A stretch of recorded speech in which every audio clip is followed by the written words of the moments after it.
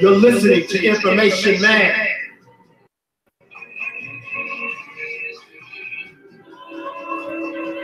You're listening to Information Man.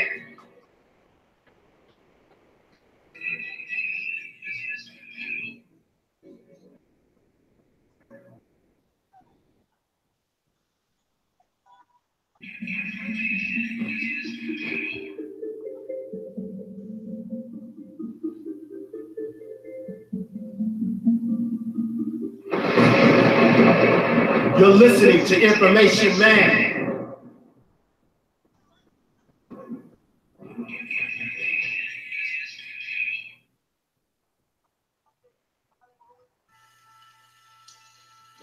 Ladies and gentlemen, this is Information Man. I'm waiting for folks to come on into the chat room. I got a very special guest with us. Brother Kellen Kash.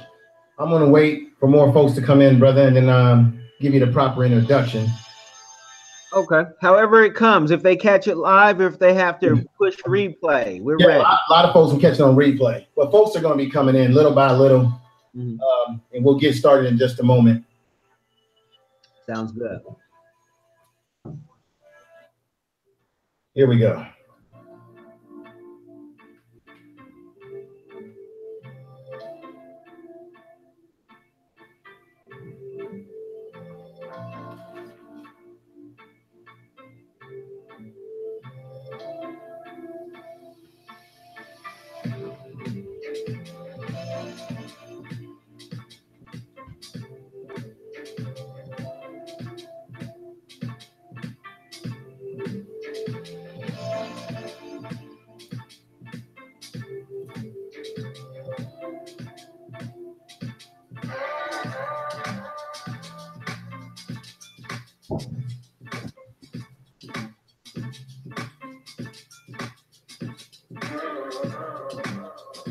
I want to say welcome to Be Fresh. Thank you. Madonna, thank you for being in the chat room. I'm sure more folks will come in as the program goes along. We're going to play this out, and then I'm going to get into the program because we have my man Kellen Kash with me. Brother is from Seattle. He's very dynamic. He is involved in public relations. He's an entrepreneur. That's right. We get on these YouTube channels and we talk a lot of stuff about Black people having their own their own businesses, this and that. Well, I'm talking to a man today on the channel who is about this and that because he is an entrepreneur. This brother is doing it 100%. Now, I had a chance to talk to him a little bit because he represents various YouTubers, big YouTubers that you may be familiar with. Phil of the Abai Show being one of them. And this brother, I first discovered him when he was on Search for Uhuru. Now, those of you out there remember just not too long ago, I interviewed Search for Uhuru right here on this platform, maybe just a week ago. And the brother's very dynamic, and I use that word quite a bit because it fits. And I discovered brother Kellen Kash on the brother's show. And I said, damn it, I got to get this brother on this program because he's saying some things that Black folks need to hear. We always talking about, I'm going to say it, I'm going to repeat it again. We're always talking about supporting Black businesses. We're always talking about Black folks don't have this and we don't have that. And this is a brother that is an entrepreneur. He's very dynamic. We've talked about travel, how Black men, Black women, Black people, we need to get in on the game and invest in places like Africa. Okay, and I did a video called Why African Americans Are Traveling or Moving to Africa. And since doing that video, that is a video that has really blown, I want to say modestly, has blown me a lot of following. And I've had people on there give me comments saying, don't go to Africa, it's a bad place. Why do you want to go over there? See, that's the negativity. We got to get out of that Tarzan mentality because white folks are going over there investing. We know the Chinese are all over there investing. So what's the problem with Black folks in America? Okay, get out of your village mentality and open up your mind. That's why I always use the slogan to open up one's mind. Open up your mind and travel. and see the world. And if you do have money to invest, invest. Okay. Now, brother Kellen Kash, I've heard him say that one of the problems is that a lot of us, if we don't have the money, if we're not doing big business, then we don't really understand what's going on internationally when we're just living in our own village communities. Hell, this brother, and I'm going to get into it with him, he's from the Bay Area like myself. Now, with that said, let me fire us up live on speaker.com. We're going live on there. I hit the button, the magic button, and I'm about to introduce this brother. I'm trying to make a little bit more time for folks to come in the chat room. I know the family will be with me. I hope True Royal Family's out there. Hope Cap's out there. I hope Oyapo's out there. I hope Brother Duvian is out there. Hope wherever you are, get your black butts over here quickly as possible for this program. And I know there are going to be those that are going to be listening later. And I know there's those who don't necessarily have a YouTube account, but they still listen from afar. Now, the goal of this program now is that, like I told y'all the other day, I'm trying to get away from doing all this celebrity talk nonsense. You know, I did a video about Drake and his buffoonery. And I want to get more into what we're doing here, interviewing brothers and sisters that are doing it. They're not just talking, they're doing it. And this brother that I brought, that I have graciously witnessed him on Search for Uhuru's program, and I contacted him. And you know what? This brother was not arrogant.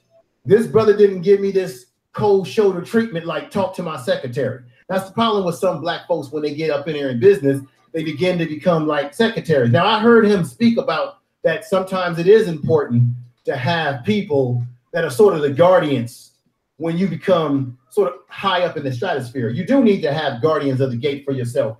But I have to thank this brother that he was humble. He talked to me like I was any brother, you know, just a regular brother. And he was willing to say, hey, you know what? I'll come on your show, brother. I can give you some time. Okay. He didn't give me the cold shoulder treatment.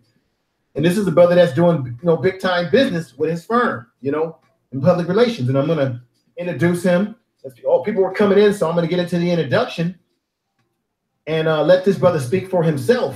But I just had to give those words because I told y'all folks, I'm going to keep grinding and keep searching and bringing people to you. I want to bring black folks in business, black folks in exercise, science, everything, teaching, education, government, everywhere I can find them. And I still haven't even started to pluck into my resources through my fraternity. I'm a member of Alpha Phi Alpha. I know it's the boule, but guess what? I got connections into black folks that are doing some heavy things through my organization that I'm going to bring aboard. And that's just the way it is. I'm going to keep pushing the envelope. And I hope y'all enjoy that music. I'm about to slow that down and stop that because you know who this is. This is the Information Man, and I want to introduce my guest. If I'm saying his name correctly, I'm sure he'll correct me. Kellen Kash. The brother has a YouTube channel, so I definitely, after this is over, you need to get your butts over there and subscribe to his channel as well after you dig what he's got to say. And with that said, I'm going to give this brother a thunderous clap.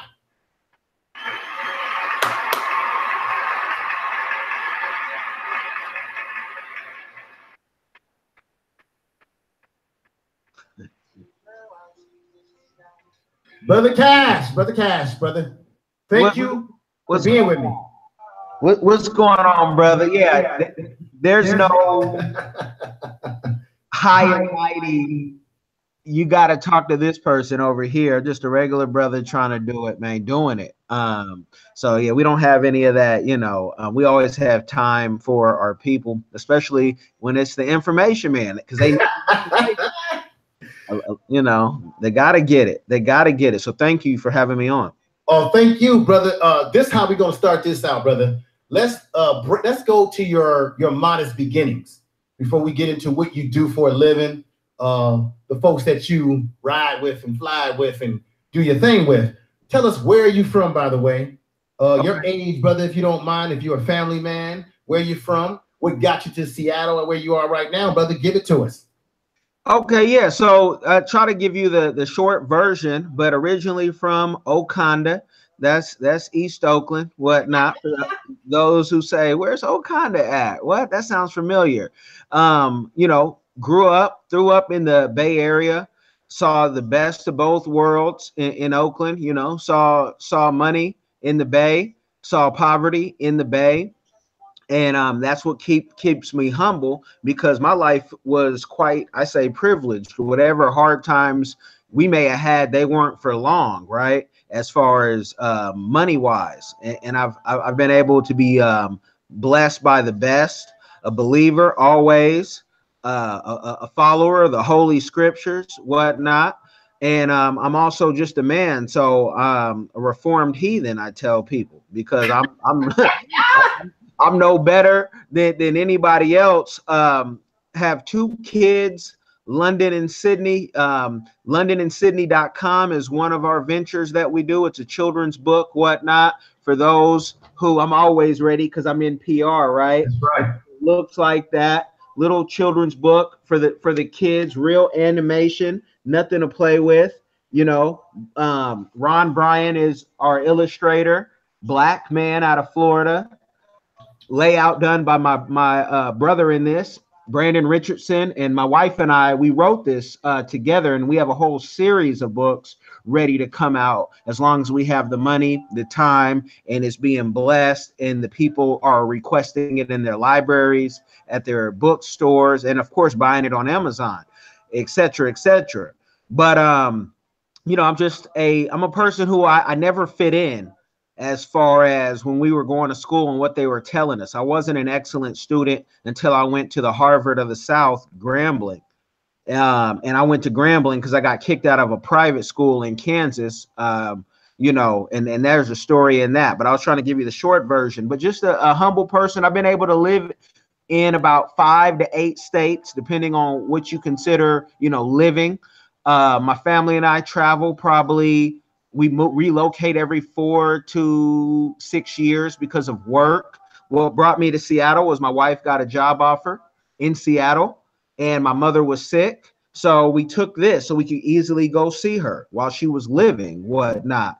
And you know, and she could come see us as well, because cancer is one of those things that, you know, my mother never drank, smoked, or did any of that, but it still hit her. So, you know, cancer is one of these things. It's like it's running through this whole country, right? Because Africa's not seeing it like this. Wow. So I'm just one man, one grain of sand, trying to stick to my plan and purpose, and try to do as much business, entrepreneur business, because I make a terrible employee, but I make an excellent person to hire. We've never been fired from like a client as far as, you know, work. Clients may in their business, they may retire, but they keep us, and I pride ourselves in that, because that means we're doing something right in business, and we're being of value to people. Because public relations is one of those things a lot of folks don't even know what that is, except that big companies have it. But all companies need PR, but all companies don't budget any money to push, you know, and the game is changing. So I'm just one person, brother. Well, let me just say something. You are just one person, brother, but sometimes one person can change the world. I have a philosophy that if you can change one mind, you can change the world. When I was in college, I went to San Francisco State University. I was involved in a tutorial program in Sunnydale housing project area of San Francisco, along with some of my fraternity brothers. And we started working in a vacant building, just working with the kids. And then eventually, as brothers graduated and got upper mobility, we did some grant writing and got some money to create a boys and girls club there. Then they have a program, I think it still stands there, to work with youth that are coming out of the juvenile system. And what happened is, as brothers start to move on in their life, the community pretty much took the program over, which they should have. And they pretty much ran with it, and they're thriving. One of the things I noticed is that don't underestimate what you would call the thugs in our community, if you want to label them as that, because a lot of the gangsters are those that were in the street life. They knew what we were doing, working with the kids. And they said, don't nobody mess with the alphas. Don't touch them. Don't touch their cars. Don't mess with them. Because they respected what we were doing, because we didn't come in the community preachy.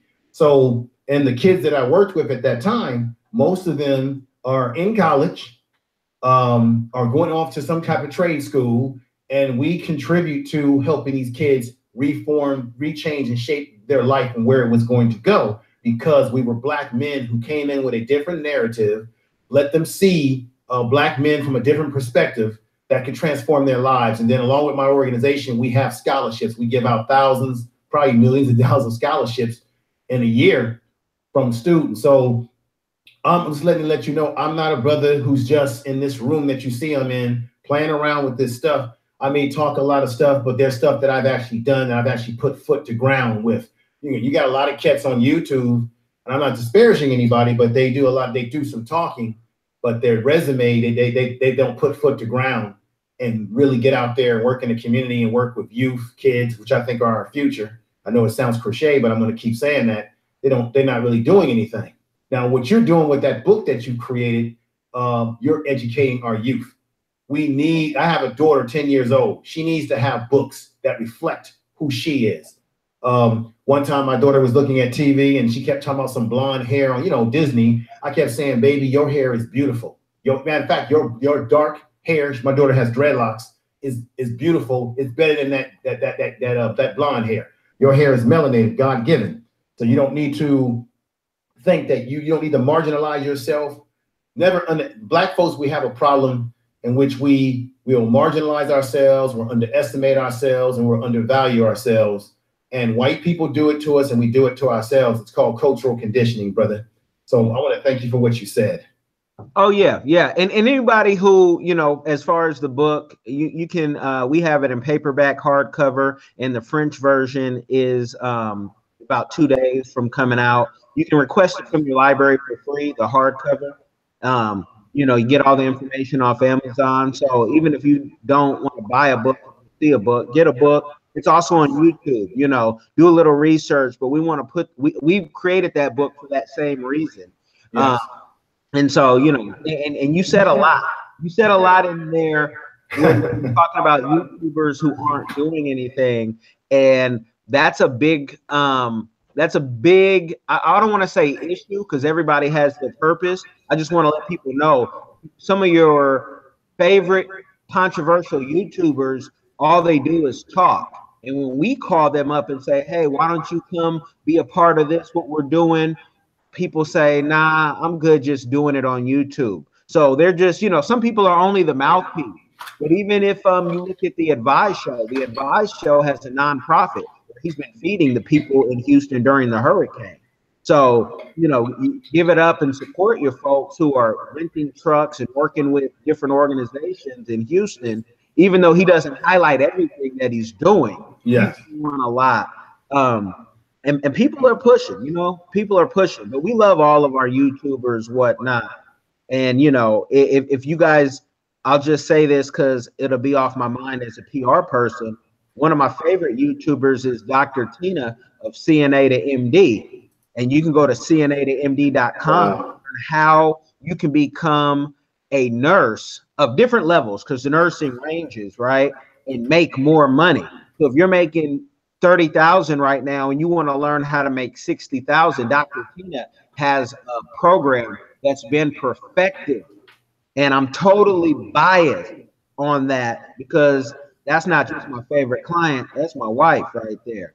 And we are putting some, people who never thought they'd make a certain amount of money, they're making it now. Let me ask you a question. I'm gonna remind everybody, brother, I don't need to remind everybody, I'm gonna let you do it. Brother Kellen Kash is involved in PR, and he does represent prominent YouTubers. We're going to get into some deep issues around what's going on with Black YouTubers, as everybody knows in the chat room and everyone listening, that Black YouTubers have been under attack. We're going to get to that. But what I need from you, Brother Kash, right now is to let everybody know how you got into the business that you got into and explain what exactly that you do. Because you are an entrepreneur, you're in public relations as one of the things that you do. But how did you get there? What was the light bulb that turned on? Okay, so like many folks, we grew up with TV. I remember having a black and white TV. I remember putting the video games, you know, you play video games on one, watch TV on another. And something that my parents had told me were, it's one thing to watch something, it's another thing to actually create. And so growing up, I always would write, even in middle school. You know, I'd write my own short stories, poems, whatever. But I also wrote for the newspaper, and it was, you know, it was a little kids newspaper. But I went to school in my later years. I was pretty much one of the very only few minorities. If you know anything about Concord, California, Walnut Creek, whatnot. Ooh, man, yeah, I was right there, and so. Wow, so I got to see Wakanda for everything that it was worth and hear the gunshots and all that, but I also got to relax at a life, but it wasn't relaxation. I remember having a fight because people like to touch the part in your hair and they didn't know what that was. Now you got everybody putting a part in their hair, you know, because we run this culture, right? We run popular culture as Black people. That's right. In America. So that's right. How I got there was knowing what worked on TV and movies and what I liked. And I was a terrible student because the way they teach in school, that's a whole nother thing we could go on. That might be for another time, but the way they teach isn't the way it's not effective. These schools are babysitters. So I graduated with like a 1.9 GPA. But I had a fast 40, so I could still go to college, right? Somebody picked me up. And I got kicked out because of school not paying the bill. There's a longer story to that, but let's just say you say, you know what? I don't want to run track because I ain't never ran track, and my parents are going through their own issues. No one paid the bill. Mm-hmm. I had to work at a gas station and a shoe store. One gas station at night, shoe store during the day, so I could earn some money to go back to college. And I did that for a short amount of time, but I picked up a magazine called Explosive Magazine out of Pittsburgh, California. Wow. I got on Pittsburgh right before I went to the Harvard of the South, Grambling State University, and I'm going to keep saying that. So if anybody from Southern is there, I said the Harvard of the South, but it's all good, right? But before I went to Grambling, I started writing for Explosive Magazine. Ron Hood, a brother who gave me a chance to write. And by the time I was done bringing magazines to Louisiana, I had other magazines saying, you know, we want you to write for us, because I was doing press junkets at the Cash Money Mansion Millionaire. I'd interviewed Lil Wayne and Baby more times than I ever wanted to in my life. And so I was connected and people wanted those stories. So as a publicist, once you start writing for many publications, the next step is, how do you make more money? Because I was making a little bit of money while in school. Keep in mind, my rent was at most $250, $250 for rent. Food is cheaper down south. So I'm able to write stories, but then magazine game took a dip. And I always loved how Vicki Charles at Universal, how she got down. That woman had a lot of game and she shared game with me. So I said, let me get in this PR thing. I'm a walking billboard already. I know a lot of people. I can get my clients in. I became doing PR. One of my team members, Raru out of Atlanta, she told me one time, she said, Kellen, you don't even do PR. She said, you're like a consultant. She's like, you should be higher paid because you do stuff, you get in your client's business. She's like, all we do is put them on. She does unit publicity, which is for movies. Hot Chocolate Media, shout out. And let me stop you right there. Hold your point. I've got to grab something real quick. Yeah, no problem. Real quick. No problem. I might entertain the audience. I'm gonna be looking at you guys' comments. I got what I needed, brother. But you got them? Okay, I was gonna just talk to the audience real quick. Make sure nobody stole my stuff here. I got a headset that I need to get. Boom! I just heard the bell and I said, boom, let me get that. Yeah, I heard that. Sorry about that. Let's get back on track here. So you're giving us the evolution of what took you eventually to what you're doing now, which is PR. PR is what I'm doing. PR and consulting. Okay. We are a full service firm. We replace marketing departments if they have the budget. Wow. Okay, brother. Can you hear me? Yeah, I hear you fine. Okay. So from there, how did you eventually become what you are today, which is an entrepreneur? I just kept pushing and doing PR. They have a couple nicknames for me. Okay. And one of them is the last straight man in PR. There's not a lot of men in PR, and there surely aren't a lot of black men in PR. And I'll just, to be nice, end it like that, because I don't ever want to offend. But if you are men, a lot of times they, what they say, they're homosexual guys, and everybody can have their different experience. Yeah. But that's what I guess kind of makes me unique. Plus, we're not ever scared. What brought me into doing it for myself is, honestly, I've tried to work in the past with the big companies. They're not hiring us. They're hiring white women and white men and Asian people sometimes, and they'll hire maybe a black female. But it's kind of like that nursing stigma that there used to be. There weren't men nurses. Black men doing PR. Let me tell you, I was at a Rotary meeting one time, and I had a guy who was 90 years old, and he told me we need more PR of color. Okay. Of color. And I was like, we might as well need more Negro, but I didn't take offense to it, because he was 90 and I knew what he was saying, and he's right. We do have PR of color, but everyone's just so small doing their own thing. What makes us unique is we're kind of like Voltron. For those who can remember Voltron, we piece up, because I don't necessarily want to have a bunch of employees in any of my businesses. My goal is to make entrepreneurs. Even with my clients, we're making entrepreneurs. So if I'm going to hire you, let me hire your business, because I don't want you to ask me when you can take off. Like Dame Dash says, I don't want you calling me daddy and when your lunch break is. Your lunch break is when you want to take it. Okay. So, you know what I mean? So that's how I got into it. It was that I was probably unhireable, even though I always had clients, even in our Grambling days. So why go work for somebody when they don't want you? Then they want to pay you what I could pay myself. And you got to, listen to all this. Oh, you can't say this. You can't say that. I have had jobs in PR. Don't get it twisted, but I've always been politely let go. Let me ask you a question, brother, if you don't mind me asking. Go ahead. You said that in PR, and I read some stuff. I did some research. I was going on to Google, and it did say that PR is heavily dominated in general by women, particularly white women. Mm-hmm. There's a sister that I ran across her page where she talked about what is it like going into PR as a black person, particularly a black woman. And you said that they usually will have sometimes a black woman, as front, how they use some of us as token. And a token is the only value that a token has is the value that the person that gives it to you puts on it, what they value. You have lapdogs. When they get sick of using you, then they discard you, which is what happened to Omarosa, who was supposed to be a so-called PR person for the black community for Donald, and I call him Chump. But with that said, what is going on?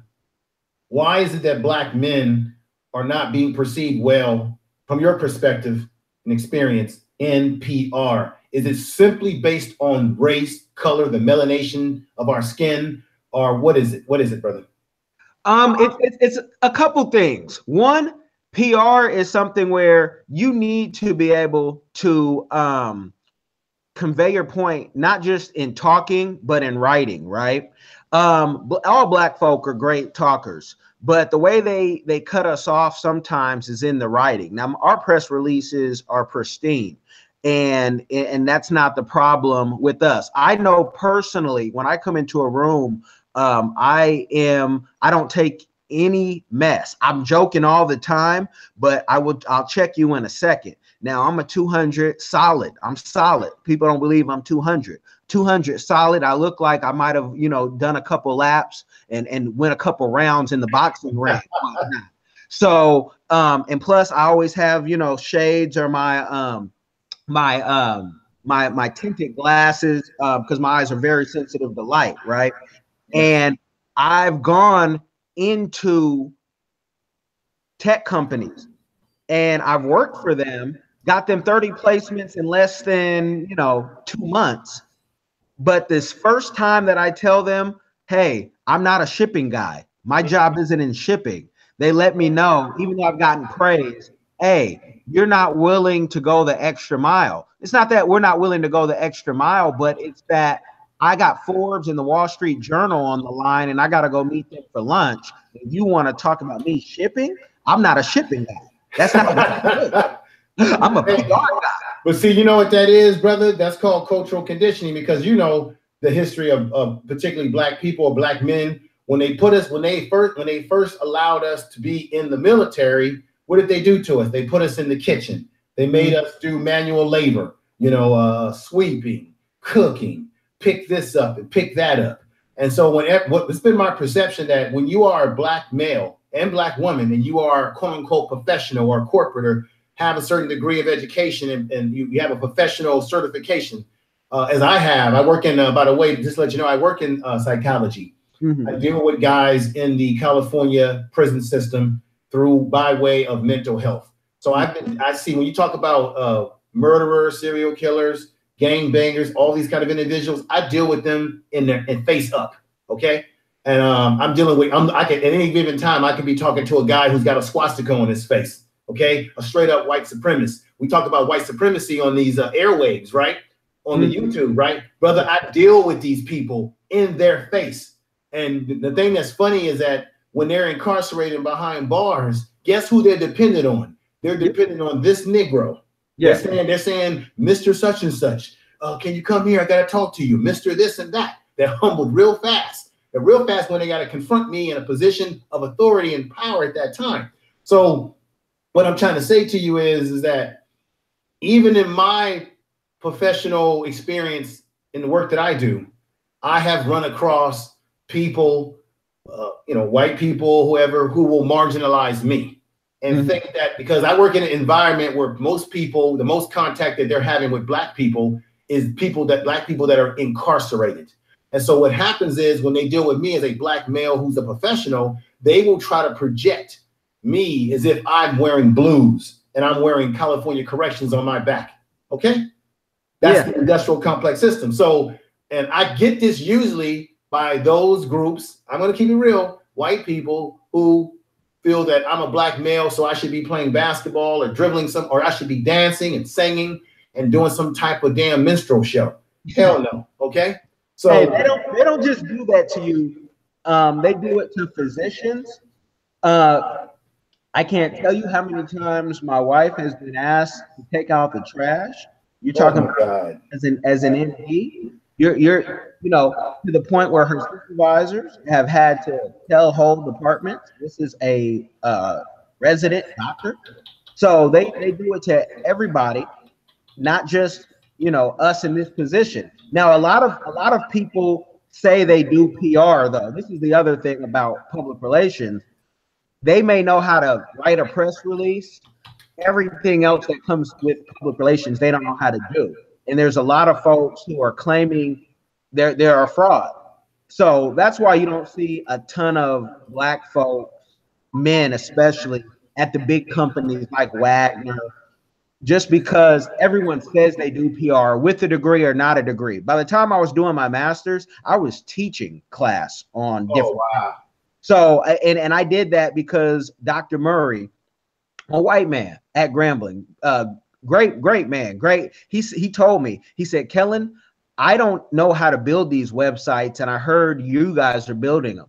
He's like, but they put me in this class, and I've been teaching it for like a year or so. I don't know how to do it. Will you teach the class? And of course, I'm getting paid by Grambling State to do something extra, and I just took that on because he was a great teacher, because he taught me some things, not just about the classroom, but about life and where the future is going to go. And when you talk about those skinheads and them Klansmen, I've worked in CPS as an investigator. I've been a trainer as well, psych hospitals. All those racist things go in your staff, they go under the water when they need you. Because I've had those same Klansmen ask me, can you not take my child? And my thing was, I'm not taking anybody's child unless it's meth. That's you know, right. it's meth, you got to go. And I took 3 kids in a whole career. And but it's those racist things. I've interviewed the Klan and skinheads with shotguns on their walls. And I never had a problem with those families at all. So it's all about respect. Now people can tell usually I'm from what you think I'm from. Whatever game you think I was in, that was me. The vibe you get, please believe that was what it was. And I don't have to tell you anymore. So I don't usually have those issues because we meet crazy head on. You know, I keep, and I showed this in the other show. Yeah, brother, stop right there. Yeah. That was another thing I wanted to get into with you about. I agree with you 100%. Every black man should get this. Say what that is, brother. You speak upon it. This is a body cam right here. Yes. I use the Mayo fly as my personal one. This is great for every black man in America and every traveler, because even when you're in the moment and you can't break this thing, even when you're in the moment. Fix your computer or whatever instrument you're using. Yeah, I want everybody to see that. Put it up there again. Let me show you. And it has a little screen on the back. You can go get this on Amazon. I should probably get an affiliate link. I talk about this thing so much, but this is not a paid endorsement, YouTube. So don't demonetize. Monetize the live stream. Let the brother get everything he needs to get. Yeah. But the Mayo Fly body cam, it can go up to, some say 7 hours. I've heard one guy tell me 12 hours. Yes. But even if you're at a concert or an event and you don't want to be holding up your phone, this thing just clips on. I usually keep it on my waist, but it'll clip on anywhere, and it shoots in 1080p. And I think we all need this. So there's 2 stories to tell, because you were talking about YouTube. They were trying to kill Tariq. They were trying to kill Tariq when they came to his house, and because others have been killed like that. And that's what they wanted. You know, Zach got killed, and we don't know. People are saying, okay, it was gang members, because that's the easy way to go. But we don't know who killed Zach, right? Until let me stop you right there. Can you remind everybody who may not be familiar with ZachTV, and there's some folks in the chat room who may, but some people that may not. Can you explain exactly who this brother is? Yeah, a YouTuber with about 179,000 subscribers who went around the Chicago neighborhood interviewing the local artists who, you know, the big time media weren't going to get to yet, because they were hood rich, they were hood stars. And so he was interviewing everybody, you know, around there, and he got popped. Now there's rumors of why he got popped and this and that, but don't let the rumors fog the message. The man got killed for doing some positivity on YouTube and connecting with this city. Many people are like, well, why was he in the hood anyway? Okay. It's the wrong message. We ain't gonna let them twist the propaganda. So that's my thoughts on that. So he was doing some good work. Tariq, if you don't know the story, go to Tariq Radio, Hidden Colors. I see my DVDs up here. You know, the way the trolls swatted him, that could happen to anybody at any time. And I'm so glad. My thing is how the helicopters were already up in the air before Tariq even came out of his house. They thought they were going to get something. And well, I overheard you tell, and I want to remind everybody real quick, what that brother just showed you earlier is a body cam. So if you get stopped by the police, black men, black women, and the police stops you, you can turn that body cam on, and now you can control the story, and don't let that be his story, okay? Don't let it be their story. When it comes time to something happens, you got evidence. If you're not able to get to your camera phone and they knock that camera phone out of your hand or something, you got the body cam. If you're in a situation, because you know you got this Me Too movement that's just trying to destroy every black man that's out here, and you have that body cam on you and you're dealing with someone, and you want to be able to say, hey, I did not rape her. I wasn't sexually harassing her, or I wasn't behaving in this way. The cop lied and said I was pulling for it. Well, a lot of times, if they think you're pulling for a gun, they're going to shoot you. So, but that's very important. You said you can get that from Amazon, brother? Amazon, and I even got the little 4-year warranty in case it goes bad for additional $15. But this is under $200 purchase. I think I'm gonna get that. Yeah, it's the best one that I had found. I did a lot of research, you know, and also not even just for the police, but there may be a time, you know, you may, again, you were talking about Me Too. But, you know, for those who are defending themselves, even if you, especially in California, you shoot a criminal coming into your house, you're probably going to jail that day. That's right. You know, because of the laws. There is no castle law in California that's going to protect you like it does in Texas and Florida that I know of. Yeah, I understand in California, we have the right to purchase guns, but once you discharge the weapon, I had an officer, a brother at my job, tell me this. Once you discharge that weapon, you're in a lot of trouble. A long time ago when I was a kid, my mom had a licensed gun, and the police officer at that time, we're talking about, whoa, early 80s, man. At that time, I was a kid, but the police officer told her that if you do have to shoot an intruder that's running away from you, simply drag his body back in the house. Yeah, that's something they teach you in a shooting class. If anyone's ever taken a gun class, and this is why the police do it, you're supposed to shoot to kill. Yes. There cannot be two stories in America because you are going to get sued and they are probably going to win on something. So that's why when the police shoot, they shoot to kill. And when anybody shoots, you're supposed to shoot to kill.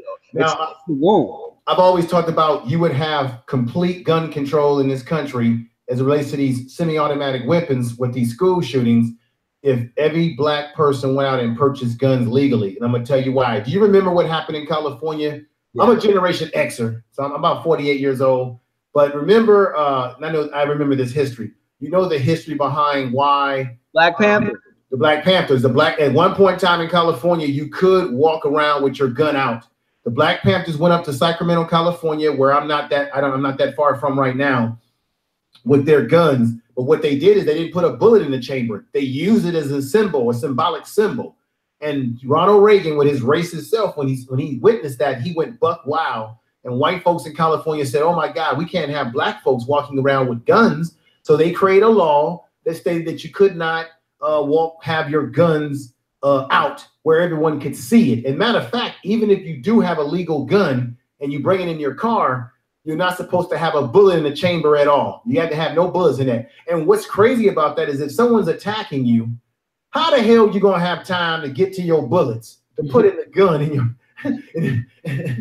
You're a dead person by that time. So California is real funny like that. They'll legalize marijuana, right? And let the white boys get rich off of it while you got black men that are in jail right now because they're in there on drug sales. I'll tell you right now, the majority of black men that are incarcerated in California, I've saw the numbers, so I know this, are incarcerated not because they killed someone, but because of drug possession, drug sales, or maybe violating their parole because they didn't get a job or they got caught with drugs or in the wrong neighborhood because of the complexion of their skin. Okay, that's why. You had the police in New Oakland, California, and you know this well, brother, called the Riders, who were going around harassing black males in West Oakland and over in East Oakland. And they were particularly targeting black men that they knew were coming out of prison, trying to get their lives together. And they would harass them, put drugs on them and get them back in, take money from them, plant drugs on them. So there is an all-time attack on us because, as Jason Black says, and he's coming out with his race war movie, we are in a race war. We can say that there's white supremacy. We can say that there's racism. The word we really should be using right now is that we are in a race war and we are behind enemy lines. As Neely Fuller Jr. says, we're behind enemy lines, and that's why we're going to have black men getting shot and period like this. And this is why Tariq got treated the way he did in his house. Those police officers in that community know who the hell he is. Oh yeah, they know who he is. He's living in a gated community. Yeah, I mean, come on. They knew what was up, and we know what's up. But the real question, I want to switch the narrative on how we even talk, because we do some international dealings as well, and Africa is one of those places to me that's a second home, if not going to be my first, right? But just same way we're getting Africa off saying we live off $1 a day. Yeah. Please help us. Black people here from everywhere you are and you black, we need to stop complaining and start doing. Because I have a theory. If we all just invested one property, it could just be acreage, which you can get for less than $5,000 in most places. Wait a minute, stop right there. I want you to, for the effect of what you just said, brother, repeat what you just said. If we all bought a place overseas, just one plot of land where we have an alternative, that means we all have our passport and a plot of land somewhere else. Africa's maybe not for you, but you might like going to Mexico. You might like going to Canada. Yeah, there's the passport. There's the passport. I'm not just talking, folks. Here's my passport. Real deal stuff here. Yeah. Get your passport. Don't be afraid to travel. Yes. Get out of this matrix we call America. I've got a lot of traveling to do. I got a lot of traveling to do. I got a lot of places I got to go. I'm 48 years old. I gotta get my butt out of the village mentality. But it starts with this. It's the same thing that Brother Dynasty told me. He said, you know what? You already started the first start of the game. It starts first step in your process by getting your damn passport. That's right. That is the first step. And once you get that, go check out flying.com that Dynasty is always putting out there and promoting. You need a check from them. Because that brother's flown to Africa for $300 round trip. Oh, God, yes. Yeah, and I have other friends who have confirmed that they've gotten trips for $500 round trip to South Africa and different things. And so if we all get our passport, if we all invest in one plot of land, which you can have a plot of land anywhere in the world, if you have a business, especially a sole prop, nothing fancy, just open up your sole prop, buy the land in the business name. And I bet you America start treating us different when we leave or have the option to leave, because they're nervous right now. There was an article that said Black people in America spent 48, I believe it was, $1 million traveling overseas. Stop right there, brother. I recently did, if you look on my YouTube channel, I did a video about travel groups. There's a beautiful sister named Nicole Ali. She has a YouTube channel, so subscribe to her, check her out, everybody. And everybody, a lot of folks in the chat room know who she is. We did a collaboration where we talked about Black travel groups. And what you just quoted was something that we stated in the video about Black people in the buying power. Now, I listen to sometimes, there's a sister named Lavette Carnett called Breaking Brown. And she says that despite Black people having education, going to colleges, it hasn't really equated to us having overall wealth, because most of us come from, our ancestors were slaves and they had to catch up, where white folks, you know, they were way ahead of us because they were able to create generational wealth. But at the same time, Black people have shown that we are some of the biggest consumers. And it is a problem that we do have, that we consume more than we own. But here you are, a brother who is saying, I'm going to smash past that stereotype or that situation, and I'm going to become an entrepreneur. What you are doing right now, brother, is you are creating that generational wealth for your children, your offspring, when you are not even on this planet anymore. But I just had to say that. I don't mean to cut you off. I had to say that to emphasize this. Now, brother, continue on with what you were saying about the spending power, the traveling to Africa. Go with it, brother. I had to say that little piece right there. I'm sorry. Oh, no, I'm not sorry. True Royal Family will kick my butt. I keep saying there's a sister in the chat room. She may be in the chat room, named True Royal Family, and she has a YouTube channel. She's very, very powerful. And a lot of times when I'm on her live stream, she says, stop using words like you're sorry, you're this, you're that. Stop using words that undervalue yourself. You're not sorry. You're a king. Lift your head up. Go forward. So she's very inspirational. Amen. Amen. Amen to that. No, getting the plot of land, getting the passport. Let's show America. Let's stop complaining. Any complaints we have will be null and void if we say we're out of here. We can go on YouTube and see people like Dynasty, Life's Humble Hunt.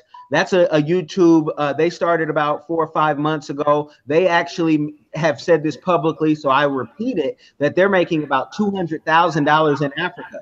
If you don't understand what $200,000 in Africa is, go look at your bank account and see $200,000 in America. Wow. And then consider what your life would be if you're making 200,000 in America, and then 10 times that, where I'm going to Africa, half my summer will be spent in Africa. A driver will cost me less than $100 a month. A nanny will cost me less than $100 a month. A cook will cost less than $100 a month. Wow. All these things take time out of our day so we can do more, and it helps employ people, right? I'm not going to Africa to get no slaves. That's not what we do. I can go to Jamaica, stay on the resort, and I have to get off that day because I don't need black folks catering to me. But if I don't have to think about what I'm going to prepare for me and my 2 kids, which I do the primary care. My wife is extremely busy. Yes. Like another resident, 80, 100-hour weeks, whatnot. Okay. $12 an hour, no matter where you are in the country, right? And we're in Seattle, where this life costs.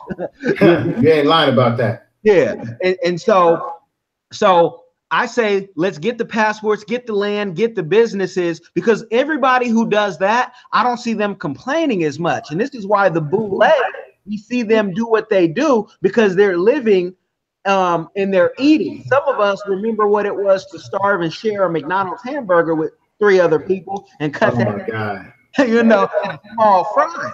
But when you get out of that, and you can go to the grocery store and you can buy whatever you want, and you don't even look at the price because it looked good, that advertisement looked good, you know, you feel like you've made it and arrived, but you haven't until your brother can do the same thing, is my mentality.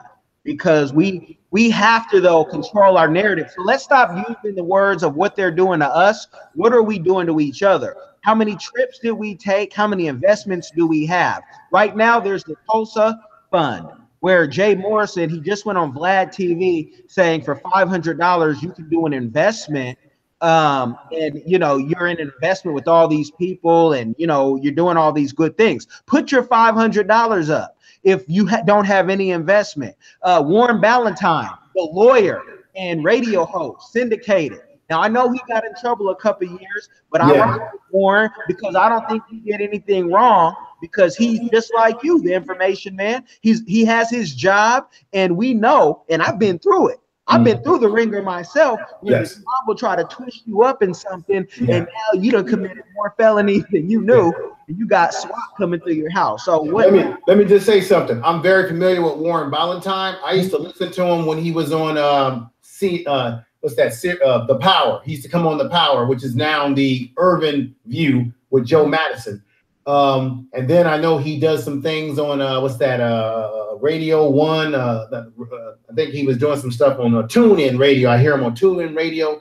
I remember when that whole deal went down. You know who really had his back was Joe Madison of Sirius XM Radio. Joe Madison was giving him money and helping him out when he was going through this whole ordeal, man. Good. And so that's, to me, that's another example that when you have a black man trying to do something for our people, you will have those out there that will tear you down. And guess what? You know who could be sometimes our worst enemy? Our family members, and also other black people who are jealous and envy of you. I mean, you see it on YouTube when people are you know, they're growing as a channel, they're growing in what they're doing.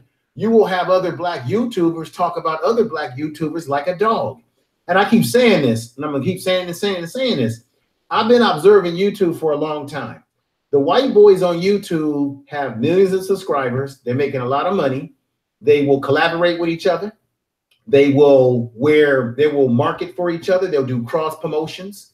They will talk each other up, build each other up. And while they're making money, they're laughing at us because we Negroes on the plantation, or we get on YouTube, we argue and bicker with each other about this and that, all this gossip crap, while the white boys sit back and they collecting their dividends because they're working with each other while we're backbiting on each other. Now, that's our problem. And folks may not like to hear that, but black folks, we be backbiting on each other too much. I'm just keeping it real. That is our problem. You are 100% correct. And we can fix our problem once we recognize and repent and know our problem. But the other thing that we have to say in America is we are the minority. And we can look at YouTubers like Bounty Hunter D, who I subscribe to. And then he'll have Patty Mayo come on, and they, you know, they came up together and they worked together, and Patty's always in his video. Patty has over 1 million subscribers. Bounty Hunter D is at 450. Wow. Whatnot. But that's because probably there's a whole bunch of white folks who can relate more in this country to Patty Mayo than to Bounty Hunter D. And that's not a bad thing. It's just a numbers game, right? Because if Bounty Hunter D started doing bounty hunting in Africa, you know, through Africa and capturing people, there'd be even more people who say, wow. So we got to use strategy and not feel like a victim, because I ain't no victim. I'm a victor. You feel me? How am I a victim when my people look like the same people that are all through the holy scriptures? I don't want to get on a religious tirade, but it is Sunday, so y'all gonna have to hear some sermon. That you know, if you didn't hear it because you didn't go to church, and be honest, we missed this Sunday because we were, you know, doing some stuff family wise.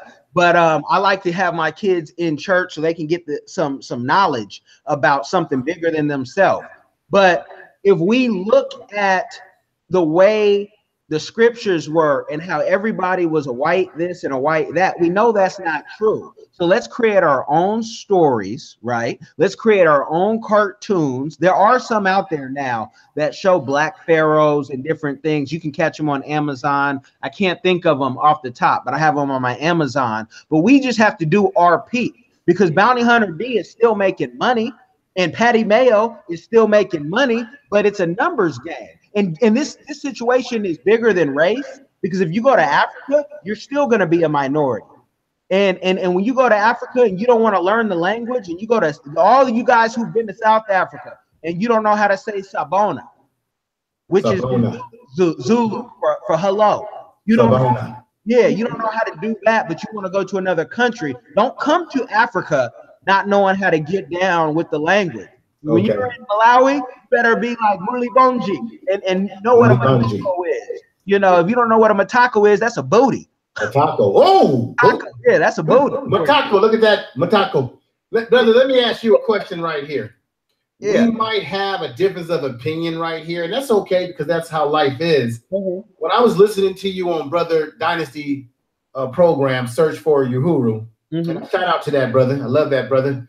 And what he does, he's inspired me to do what I'm actually trying to do right now, brother. You know, interview people and connect with folks. I remember listening to you the other day stating that Chinese have an international frame of way they think. They think internationally. We as Black people need to get, once again, get out of our village mentality and think on an international level. One of the problems I do have with Chinese, knowing the history, is that I don't really believe, based on what I've seen in history, that the Chinese, and we do know that there was an African presence in China, there was an African presence in Japan. Matter of fact, these samurai were actually had African ancestry. The word samurai actually devised from an African word. A lot of people don't know that. A lot of these samurais were of mixed heritage, particularly African. We were there. There are statues. If you go to Southeast Asia, there are statues and monuments that they don't want people seeing. That when they look, and you look at National Geographic and all of that, they purposely are not letting us see things that are recognizing the fact that there was a Black presence in these countries. Because I believe personally, when someone says, "Hey, you know, you have Israel Hebrewites that will say, Black Hebrewites will say that Black folks in America don't come from Africa, that we come from North America," I argue and say that Black folks come from this whole goddamn planet. We're everywhere. Every time they dig in, let's say Europe, they find out they see Black people's there. They go over to what we call Israel, which is a created society. They find Black bones in the ground. Everywhere in this world, when they get to digging, they keep finding the original people, Black people. And damn it, if they were to go to Mars and start digging, I contend and say to you and everybody listening that they might find some Black bones on Mars. With some vibranium. Vibranium. Well, brother, we are vibranium because, like I said before, there's a brother named Keith Newsom. You got to check him out. He talks about Black people. We come from dark matter. Dark matter comes from the black holes in space that created the universe that are made of melanin. that he doesn't believe that black people were created, that we come straight from the source of God. We are the walking incarnation of God, and that the black man and the black woman operate off of a high frequency, okay? A high vibrating frequency, that black is not just a color, that it is a frequency that we operate off of, which is why when a black man goes into space, space travel doesn't affect our bodies, okay? He talks about sun gazing, that you should be looking at the sun. You should be empowering your pineal gland, which is the third eye, which connects you to the dream state in your mind, in your body, connects you to everything around you. It absorbs everything around you. When you have what they call sixth sense, I call it seventh sense. Don't be afraid of that. When you told me, brother, when I interviewed you the other day, you said that at night you work late at night and you get a lot of things done because you think clearly. And I told you that's because the statics, the electronics that the Europeans have created in this world is interfering with your connection to the universe. And late at night, everything is quiet. And now you are connecting with the world, the universe that you're in, brother, that you are naturally connected to. We are human antennas connected. That's what those pyramids were that we see in Egypt and all the mound pyramids around the world. They are electro connections.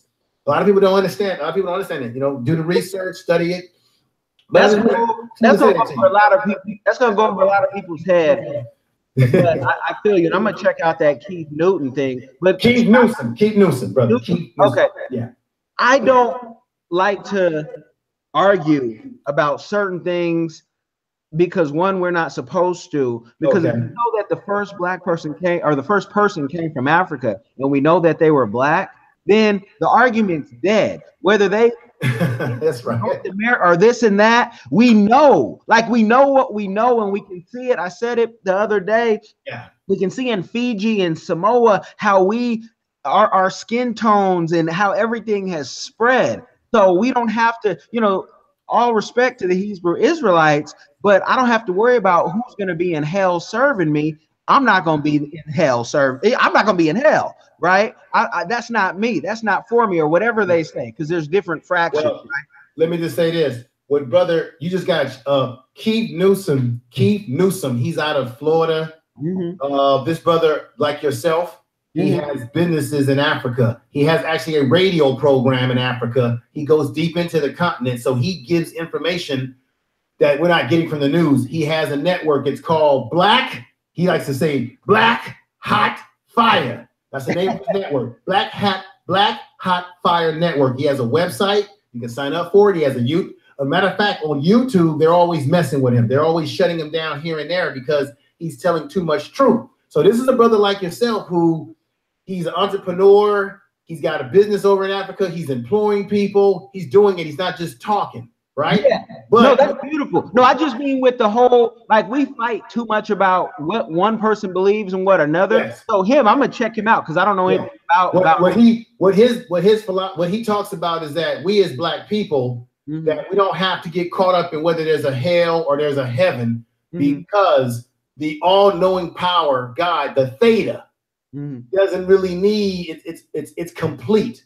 We are the walking embodiment of that theta, and we're trying to, black people, we're in a transition now where we're getting into awakening, right?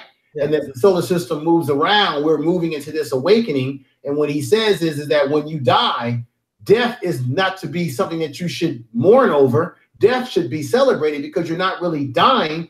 When you are a black melanated person, you go back to the dark matter. You don't go to the light. You go back to the source, which is the dark matter which you came from.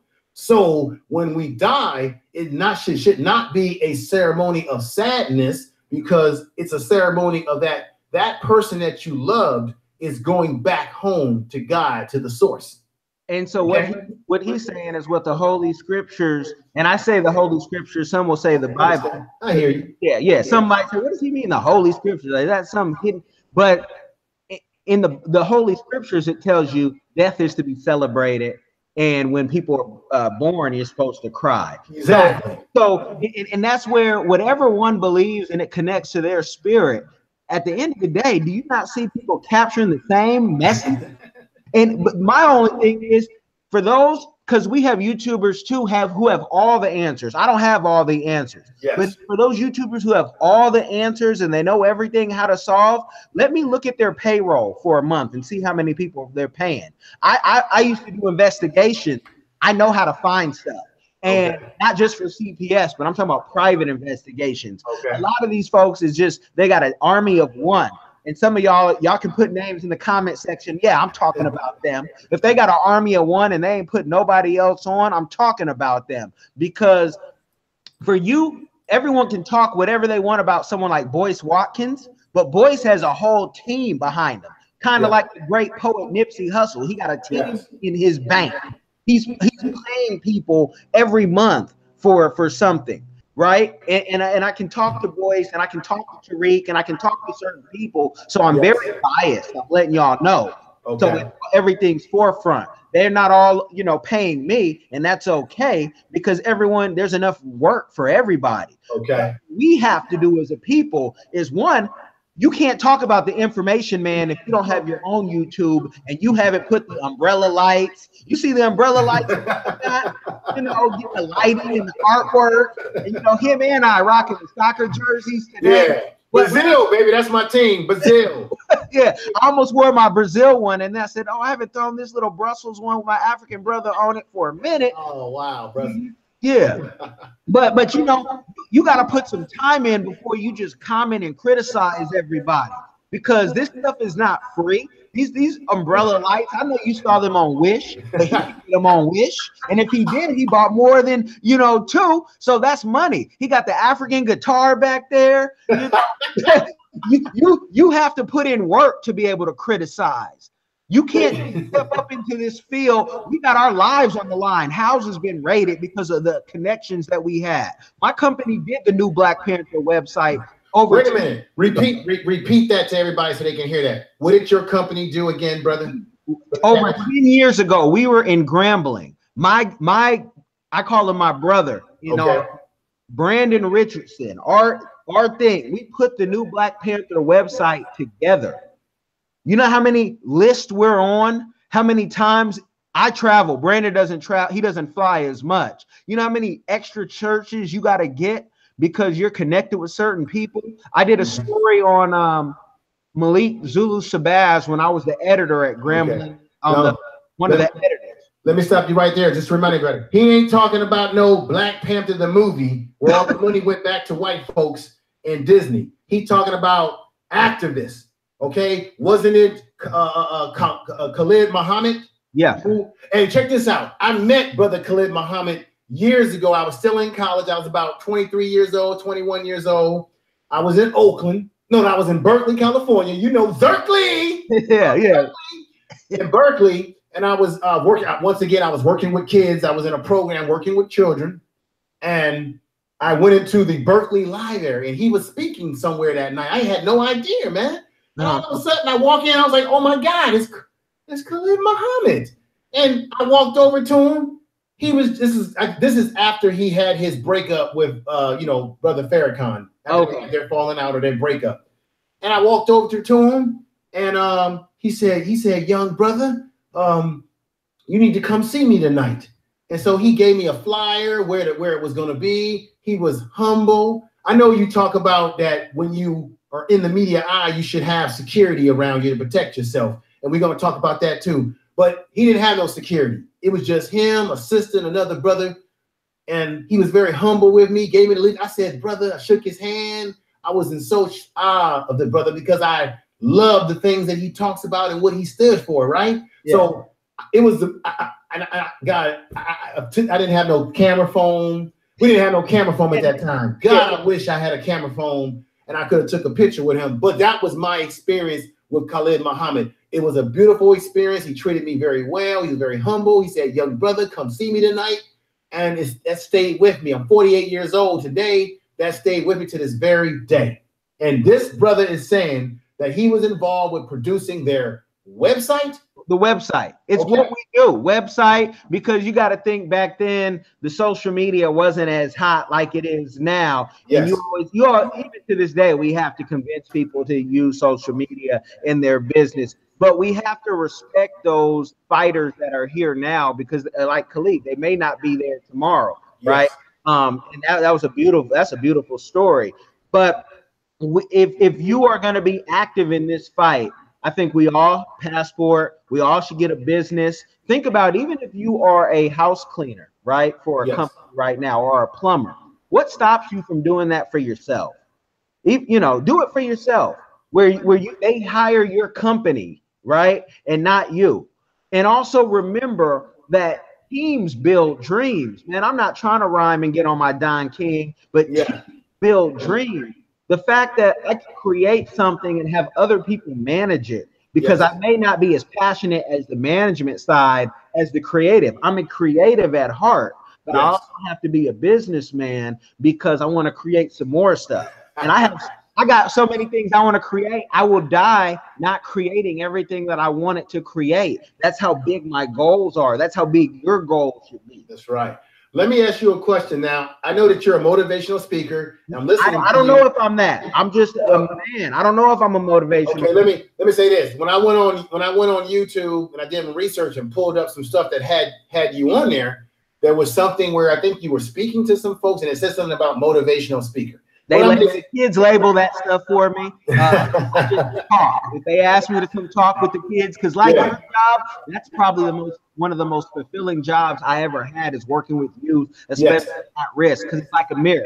I see myself in them. I'm no different. I can sit here all day because I sat in my room all day by myself I didn't know where this life would go, right? So, but you go on. If you want to give me that title, I'll take it. But I'm just saying, I just talk. Let me play something real quick that you will recognize, and then we're going to get into this part of the discussion, and then we're going to get. I want to go into who you represent right now in your PR, your PR firm, who you represent in YouTube. But let me play something for you that will be a reminder from what you did the other day, I think, with Search for Uhuru. I'm going to play this for everybody to hear, and here it goes.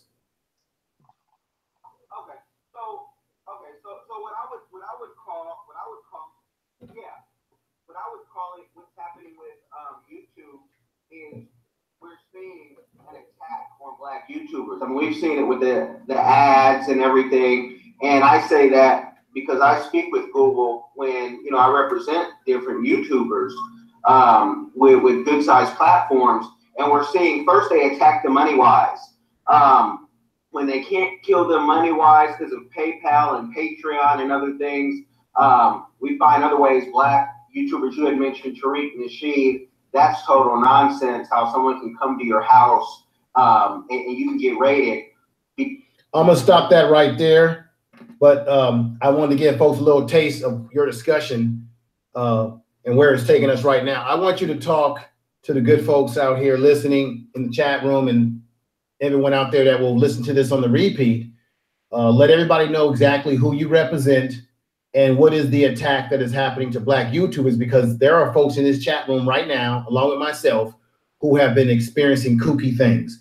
Like I told you before, I can True Royal Family, she's been under attack.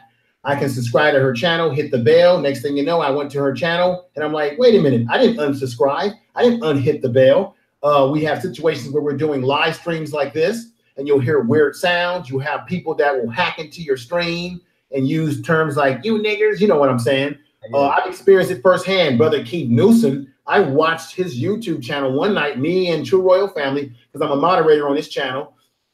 I watched people go right into his channel and hack it, pull him out of the channel, put new picture art up. All right, he had no freaking control. And when he called YouTube, they telling him, man, it looks like you had some enemy of the state type of stuff get pulled up on you. A lot of us believe that YouTube is doing it to us. We believe that Google might even be doing it to us. We believe this type of stuff. And so a lot of us, even small YouTubers, when we're connecting with big YouTubers and we're in their panels, we're in their chat rooms, a lot of weird stuff is happening. True Royal Family, she tried to come into one of my streams one time, and I sent her the link and she couldn't get in. And she said she knows what this is, that they will do things to block you from getting on people's panels.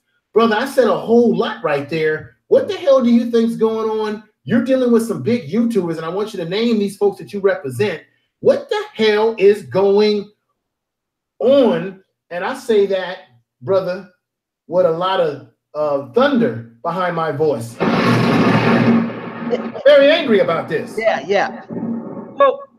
So I'm going to tell you some of my favorites, because there are some people who, because of some of our other affiliations, don't necessarily want to be affiliated with us, and that's okay, and that's in our agreement. But some of my favorites are Phil, the Advice Show, you know, who was probably maybe the second YouTuber I ever represented, whatnot, who him and I, we connect. We don't always have to agree on things, but Phil's one of those people who will let you do your magic.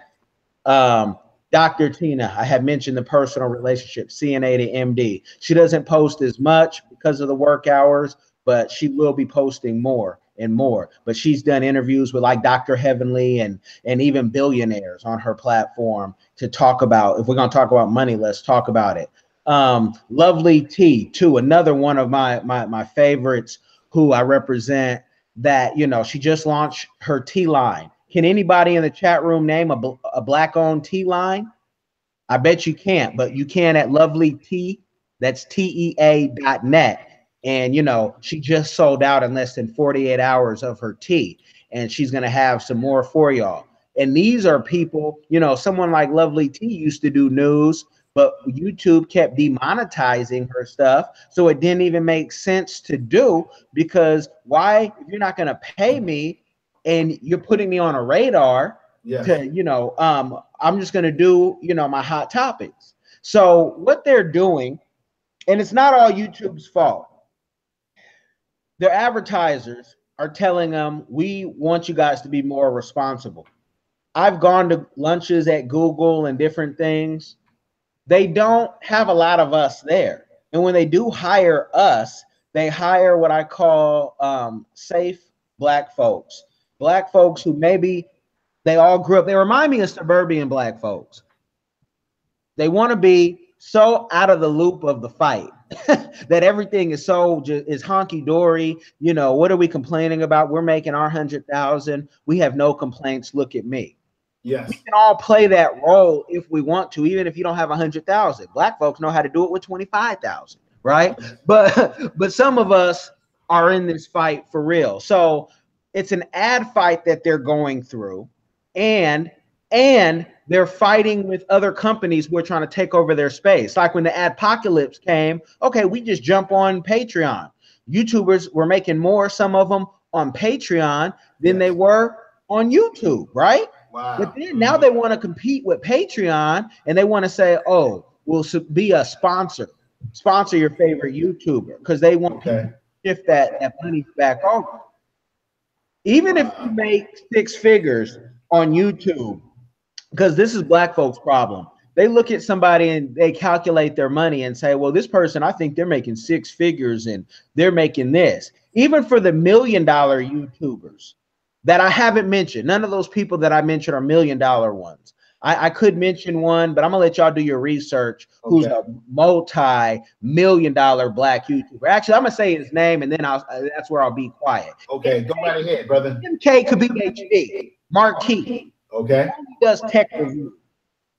$1 million YouTuber. $1 million. You're not gonna hear him in the fight, but that's all right. He's doing his lane. I'm not going to hate on Marquise for not mentioning certain things, because maybe he's not informed. And as we find out from Kanye West, it's better to be quiet, like the scriptures say, than to open your mouth and be made a fool. Like everyone knows you're a fool, right? Yeah, he made a big time foolish start talking about that nonsense about black people made a choice to be in slavery, when I can read off tons of slavery votes in which black folks were doing everything they could to fight against being enslaved. Brother, let me ask you a question. Do you mind about this issue around how black folks are being attacked on these platforms? Do you mind if I bring us a guest onto the platform, a True Royal Family, and Sister Nicole are in the chat room? they may have some questions that they might want to ask, and I might put a link in the chat room or send a private link. I don't mind. I don't mind. They might have some questions that they may want to ask you, and if they feel comfortable, I'll send them links. Okay. And I know your time is precious. And how are we on time so far, brother? I don't know how long we've been going, but if we keep it within, we try to keep it within, let's say let's go, and I'll tell you if I saw one of my little ones pop out. Okay. All you gotta do is to say the fam, and we'll understand. And yeah. We'll wind it down. But I'm gonna send them a link, because I know that True Royal Family. Reason why I'm bringing these two dynamic sisters on, because Nicole Ali, the sister I was telling you about, I was on her channel when it was straight up hacked, and I know True Royal Family has had her run-ins big time with the hacking and the nonsense that goes on. So I kind of want to bring them in, and their perspective. Yeah, and let me tell you, when you're hacked, Google is very hard to get a hold of. Now, if you are a YouTuber with over 250,000 subscribers, you should. And if you don't, because I've told people who did not know this, YouTube has partner managers that if you have a good enough audience, you then have a manager at YouTube, somebody you can call. Okay. Some of these people are great. Shout out to, and I can't say her name because she'll be mad, but some of these people are great at what they do, and they really care. They understand the death threats that Black YouTubers get. Okay. I want you to repeat to everybody that's listening. What are the death threats that are happening to some of our well-known YouTubers, like a Phil of the Avice show? What's the death threat toll that you're hearing about? How often are they getting these death threats? I'm seeing the emails. They're weekly. You can see them in the comments section of people saying things. And that's with Phil. Phil is a big size guy. We know these trolls, if they saw Phil, they're gonna run. Yeah, they ain't gonna say all that, because they don't say these things to me, and I might, find them sometimes, and they don't say these things to me, and he's a bigger size guy. Now, let me read something off. I love what you said. True Royal Family, she wrote in the chat room, we need to go gangster and steal from YouTube and send them to Black Junction. Are you familiar with Black Junction, brother? I know Yusef and his partner over there. We know them well, brother. Yeah. I hate cutting you off, but I'm so excited right now. I've been saying this in the family. This is why what we're doing right now, this is a very important video, brother. I'm telling you right now. I, along with True Royal Family, Nicole Ali, and many others that follow me, that I follow, that are in the chat room right now, that are listening, we've been saying that for the longest, that it would be beautiful if Black Junction TV could merge with Black Spot. And if once they get a live stream jumping off on Black Junction TV, that might be the game changer that will cause a lot of us that are on YouTube to come over. And of course, they're going to need our support. What do you think about that? Have you been talking to them about that? That streaming, that's where it is, brother. The streaming.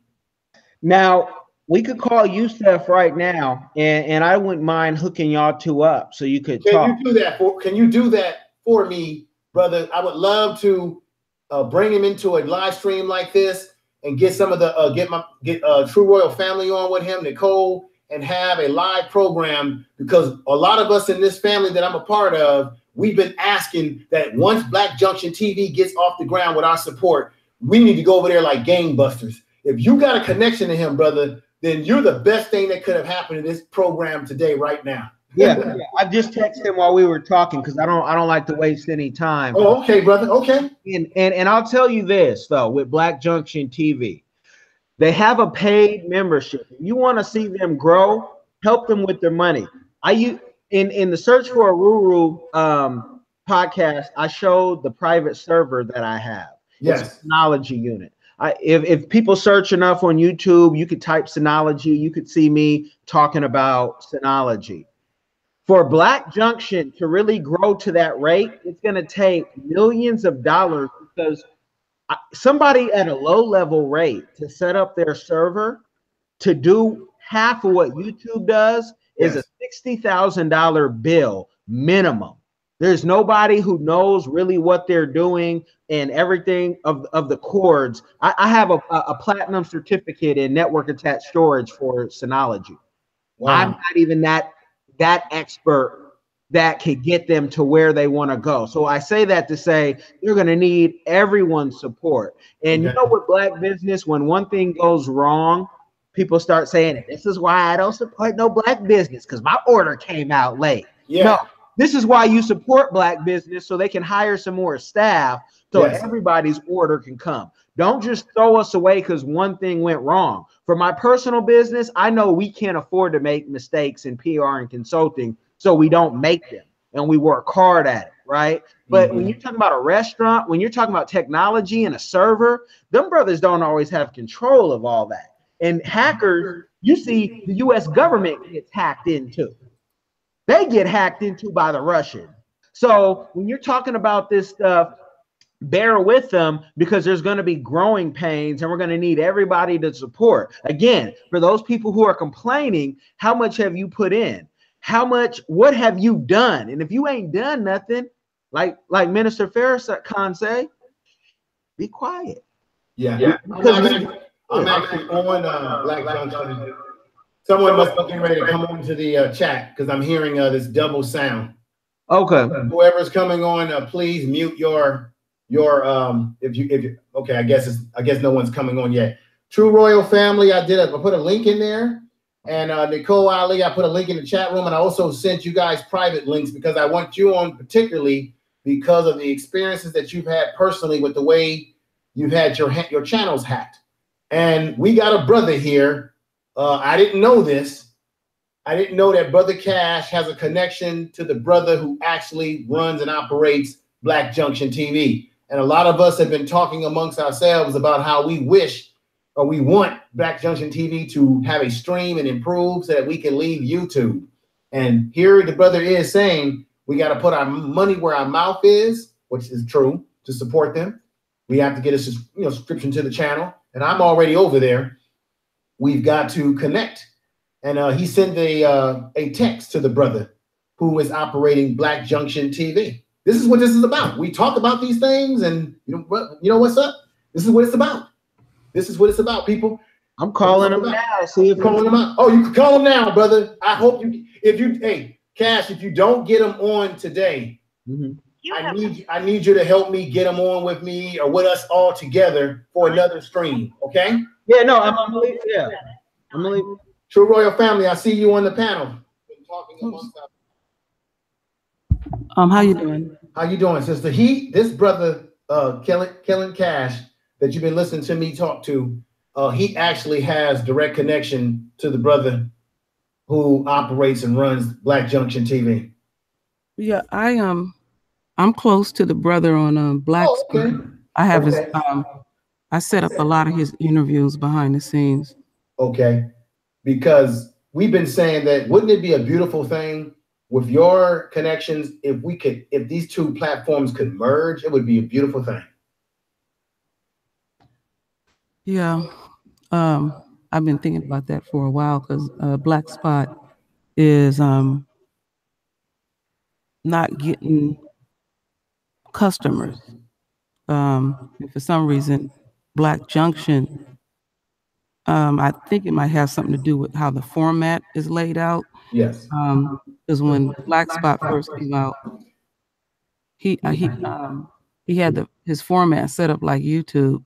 Then he took that down and he set up another format. Then he took that down and set up another.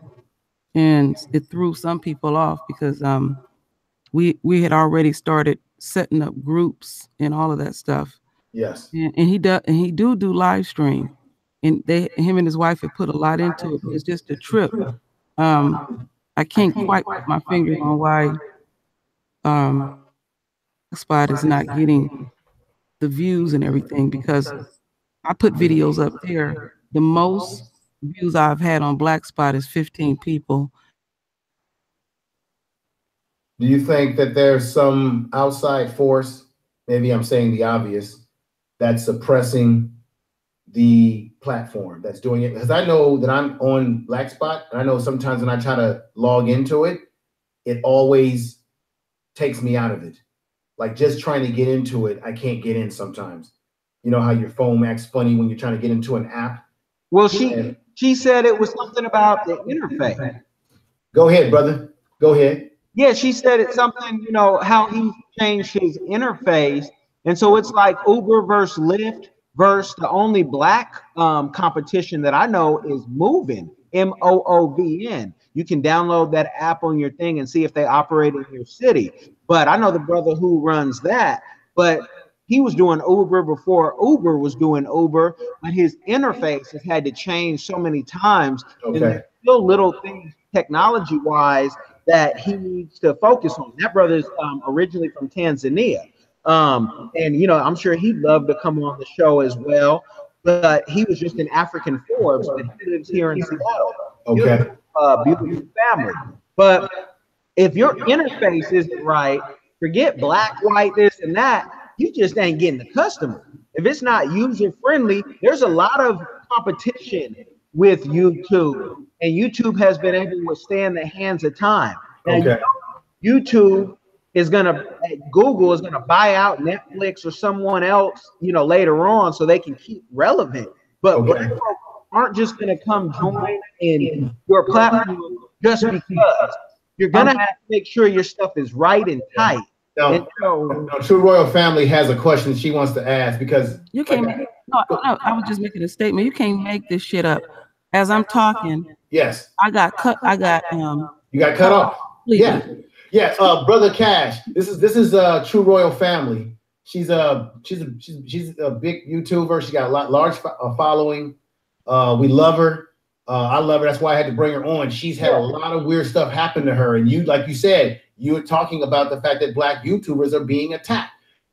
She just got pulled off of my channel without even being me pulling her off. I subscribed to her channel, and I go to her channel, one of her channels, and they got me unsubscribed, and I never unsubscribed to her channel. What the hell is going on, Brother Cash? You said that you're dealing with people, big YouTubers like this. What the hell is going on? Repeat these things again. People need to hear this again.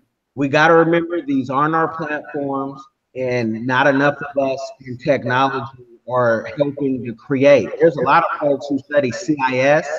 How many of them are coming to, you know, the black spot, the black junction TV to say we can add value? We can create our own, just like Ice Cube just created his own basketball league.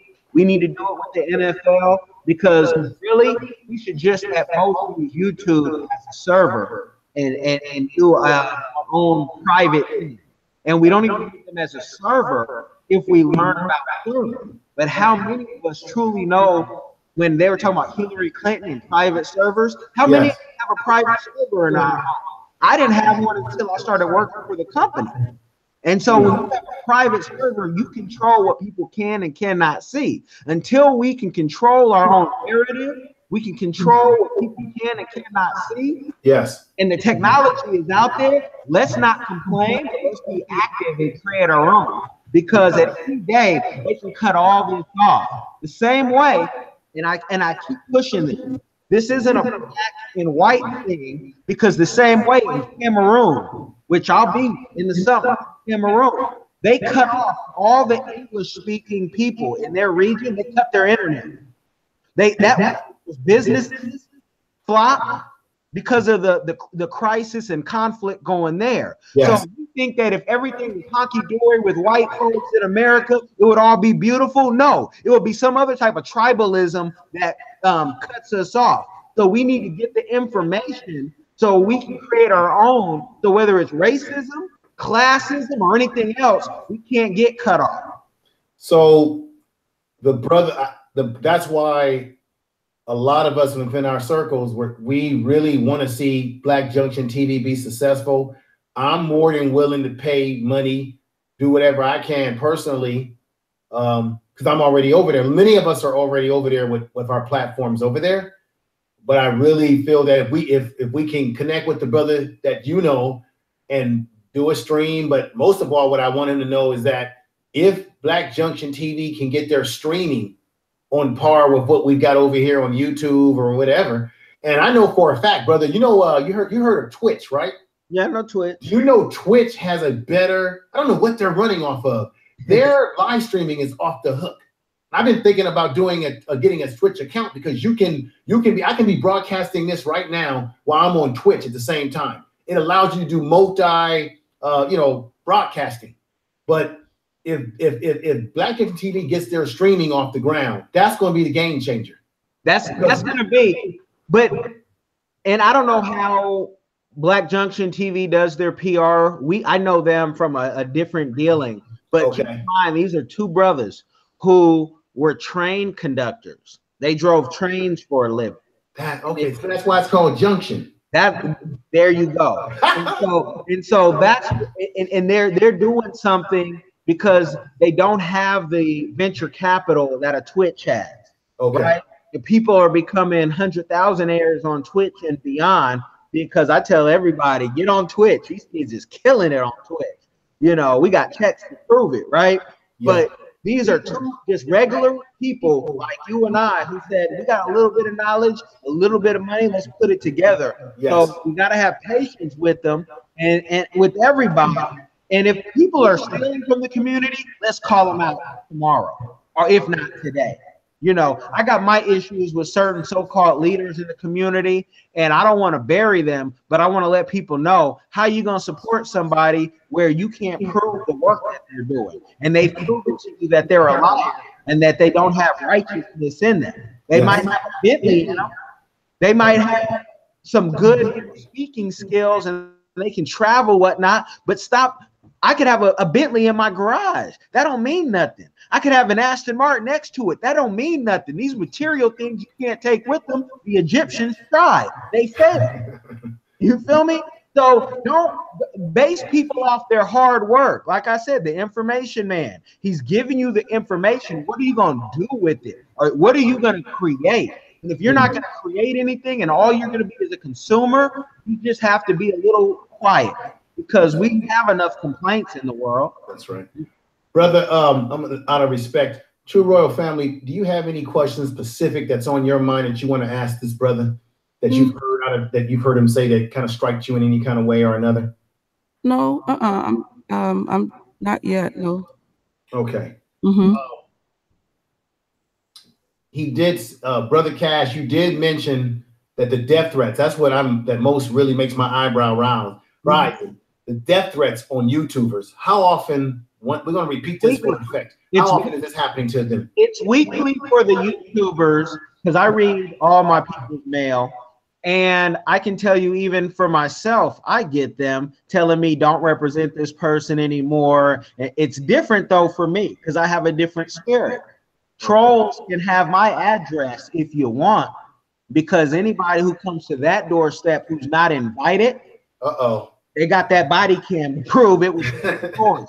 I'm not the baddest or anything, but we don't run from anything because we've been doing this too long. We've been doing it before YouTube was a platform. So I know, stop a bully, invite them to come have dinner with you. They never will, ever. Bullies don't do that. We train 5 days a week just for the hand-to-hand. So if you want to go hand-to-hand, we can do that. But if you want to go something else for something else, let it be Boko Haram, inshallah. And let it be what it's gonna be. Yeah, I overheard you speaking to Brother Dynasty about there's some YouTubers like Phil who may need to have security when they go out. I couldn't. When I heard you say that, I was kind of well, not surprised, but are you serious about that? That all my YouTubers need security. Every single one of them except my wife, if I'm there. But all my YouTubers need security, because people are crazy. I mean, we look at what happened to ZachTV. If it was a black person who killed him, that was a black person. We can't trust that somebody's giving us $5 a month on Patreon, that they're not coming to assassinate us. We've seen this story too many times. All of them need to have security. I'll just say it like that. I was going to say something else. I don't want to get nobody in trouble. Excuse me. Yes, ma'am. Information man. Yes. I emailed you. Let me check my email right here in my fingertips. What I emailed you, as you're pulling it up, the title of this it says, "Does YouTube enable trolls, harassers, and online attackers?" Simply put, YouTube is the most popular and the most powerful platform for video content, consumption and creation. However, unintentionally, I am sure YouTube enables their content creators to be harassed, trolled, and attacked online by anyone with a gadget malice, pathological intentions. I say this because recently a short video I created, posted to my YouTube channel, was targeted by an unknown, such as a troll. For now, let's call them a troll. The troll flagged to YouTube that my video was inappropriate. Brother Cash, now you say you dealt with Google every month. She needs to dispute it, and even after they dispute it, this is the difference between being having a small channel and a big channel. Excuse me, brother. I don't want you to waste your breath. Let me just so you'll know what's going on.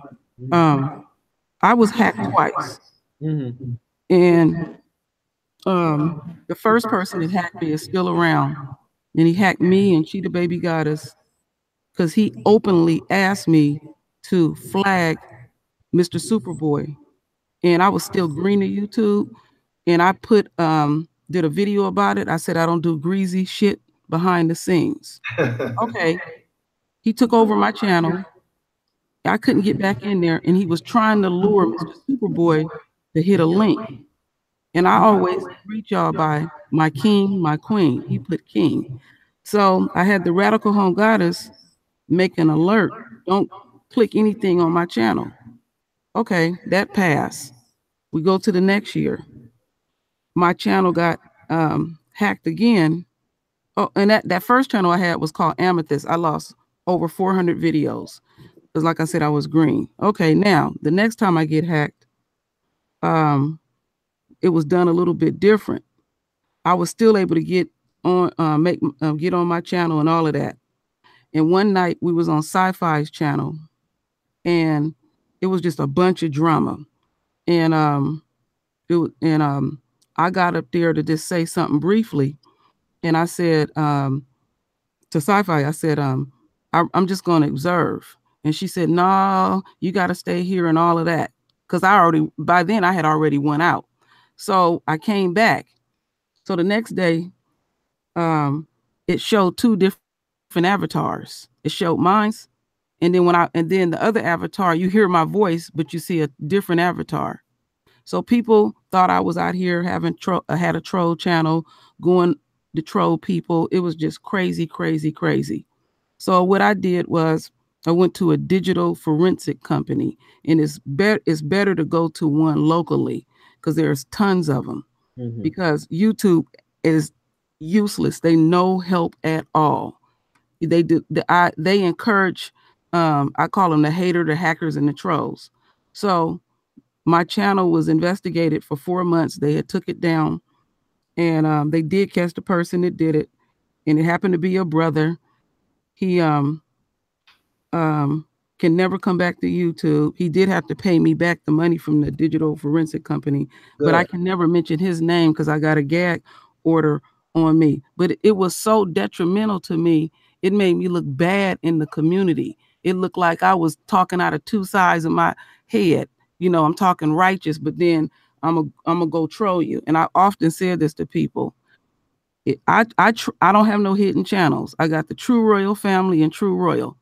I openly troll people. I'm not gonna do it hidden. And you don't know me, brother, but the royal family, they know it. If I get a wild hair up my butt, I ain't gonna go. I'm upfront with my stuff. But anyway, basically what I was saying is, so yeah, I did all of that. I had to get file a police report and everything. Okay, I come back after the 4 months, getting started up. The first week that I came back, I was flagged twice. So I was shut down for 2 weeks. I said that shit was in-house because the digital forensic company contacted YouTube, and they also contacted this whatever internet provider this brother used to say, you know, he's doing unethical shit. But I had to go that far with these people, and they are allowing YouTube trolls to harass people and they act like they're clueless, like they don't know how to get rid of them. Okay, you go to Facebook, when you block somebody, you block somebody. They can't get back in at all. And even if the person made up another Facebook page, they still have to request it to get in. So YouTube is being disingenuous. Now on Black Junction, I have had to block a few people. It's simple. So we know what they are doing. So my attitude about it is we need to continue to make those announcements on our channel, put the links and redirect, and they'll be on Black Junction or Black Spot. That's why I'm saying go gangster with it, because they don't care. And once we do this on a high percentage level, making that mass exodus, they're gonna feel it. That's why MySpace is dead, because we the one that's holding this stuff up. It ain't people just gonna, it's like it's like being an alcoholic or a dope fiend. You just gonna have to detox from YouTube, or you can just use it for whatever purposes that you use it for. But we the one that bring the customers. So while we continue to bring the customers, like on my main channel, say I got over 9,000 subs. Say I was able to pull all 9,000 and they never come back. They just gonna stay on Black Spot and Black Junction. And could you imagine 1,000 of us do that? It would be felt. So the bullshit is real. But that link that I have, family, excuse me, that link that I have, I'll put it back in the comment box and you can read it at your leisure. All right, thank you. Thank you, Royal Family. Thank you for your comments. Thank you. Brother Cash, what are your thoughts? I mean, she put it out there, brother, like it is. Yeah, and I'm glad she did the whole forensics and all that, because most people would have just, stopped at, I have a problem. Google, even if you're a big YouTuber, has an issue on fixing certain problems, especially quickly. And so, I deal with computer guys all day, right? And we go after government work. Hackers, that ain't ever going away, ever. So when I look at Google, I have to, when I talk to them, be realistic on what they can and what they cannot do and what they're equipped to do. There's a lot more. We tell them every week, if not month, we need more and more. You know what it's going to take? More people are going to have to die off YouTube for them to figure out they really need to do something. More people, because if you look at what recently happened, they passed a law that Backpage is no longer a company, and Craigslist even took off how they were, getting their escorts. Yes. They closed all that down because of a law, because the guys at Backpage are going to prison because they openly knew what was going on. I don't know how the tricks are now going to get their fix, but more people are going to have to die for YouTube to say, okay, we're going to we're going to solve this problem, because there's a lot of problems. The hacking is one thing, the trolling is another, the flagging of videos, and now they have the robots flagging the videos. It's a problem, but they don't necessarily know how to fix it. So it's going to take us to make videos about how to fix it. And if I disagree with you. You know why? Why? Because anytime we do anything, they know exactly what to do. When they don't do it, they get convenient amnesia. They're very swift with us. Well, that's because it's us. But the way to solve the problem, there's a problem that even white YouTubers say the same thing. And but we shouldn't care about them. They are non-factor. Well, no, I'm saying I don't give a damn about no white folks. You don't. But this is our business, right? So this is what we do all day, every day. We have a whole team for this. So what I'm saying is, there are white YouTubers who say they have the same problems. For me, the black YouTubers are my priority because it's life or death, I know. Yes. And so that's what I'm saying. And it's all about focus and what you deal with. It's one thing to come on YouTube for, an hour or two a week, but when this is what pays my family's bills. So I have to take it even to the nth degree. How do we solve all these problems, and can we solve them? I can't fix every problem. So that's all I'm saying, sis. Well, let me make this point here. I think, True Royal Family, you made a good point. I think we will make them feel it by affecting them economically. That's the only thing they will understand. So if everybody left YouTube, because it was black folks that made YouTube what it is today, if we all left and went over to Black Junction TV and stopped supporting the YouTube platform, they will feel the pain economically. If Yeah. there's nothing else that they understand, they understand. And then when they try to clean up their act, we're not coming back.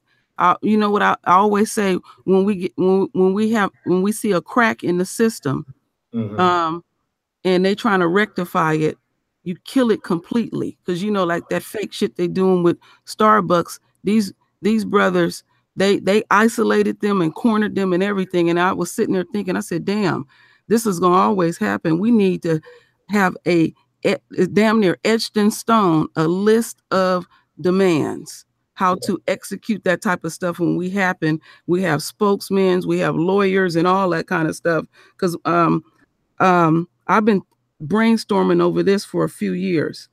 And I even talked about the other day, we need a defense fund, because we always encountering something, the cops are in courts and stuff. And this is how I was thinking of it. Every Black woman, every Black man, and I know it ain't gonna be everyone, but on a high percentage level, that all they got to do is put in $10 a month to our defense fund.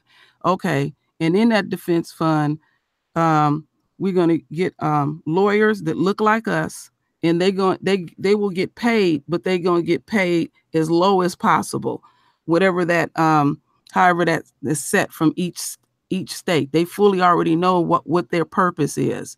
So you can picture this growing across the United States. We have, I'll just come up with a name off the top of my head, the Royal Defense Fund. Okay, anytime we have to go to court and deal with the enemy, you get full representation and everything. And even possibly we might even have to cover these people's bills for a short time. You will get, and you will get a lot in it. You would get adequate representation, because like with the situation with Jazzy Rowe, she didn't have no good lawyer at all, and it is sad. But I see it clear as day. We really need a defense fund. Do you have that plan drafted out where you could share that? Yeah, I do. I'd love, but I haven't completed it. Okay, well, when you complete it, I'd love to see it, because I mean, I'll just, you know, for any of the YouTubers, at any time the police can drag us out like this was, they always say Nazi Germany, but I say like it's America. They can drag you out, and we've had people on the different platforms who have gone to jail for making videos, and they've had to go to jail because of that. And some of those people have means. One of the ladies, she was actually living in Africa at one point, and she came back from Africa. She's a Black American, came back from Africa to come keep fighting. And then when she made the little gun threat online, the police came, and everybody saw her, you know, go viral, and she's in the courtroom in her yellow jumpsuit, I think it was. But we do need that. But that comes back to, like, leaving YouTube to me is like leaving America. My plan is 6 months out of the country and maybe 6 months here, how I choose. Just because when you leave the country, there's anybody who's left that I've talked to, and we've interviewed a lot of people, there's a certain thing that comes off your shoulders. Even if you go to Mexico, even if you go to the Caribbean, it's like that whole N-word is thrown off of you, and the police aren't trying to shoot you as soon as you know are looking at you, because in most places you can pay the police off. I know there's been places I've paid my appreciation fee for something that was or wasn't our fault, and my wife is like, "No, don't pay them." I'm like, "Look, this is an easy toll to pay." That's what I look at it. It's toll. So when you go overseas and you have that, you know, and you don't go with the missionary group, you don't go with the army and the military, because you saw it through a different lens. You got to go as you as an individual, and you may have to go by yourself just to see how they treat you in Mexico. And they say, "Ben aquí, mami, papi," you know, and sit down and have some platanos and all that good stuff. And then you go to, you know, maybe you go down to Belize. That's where the Mexicans go do their shopping.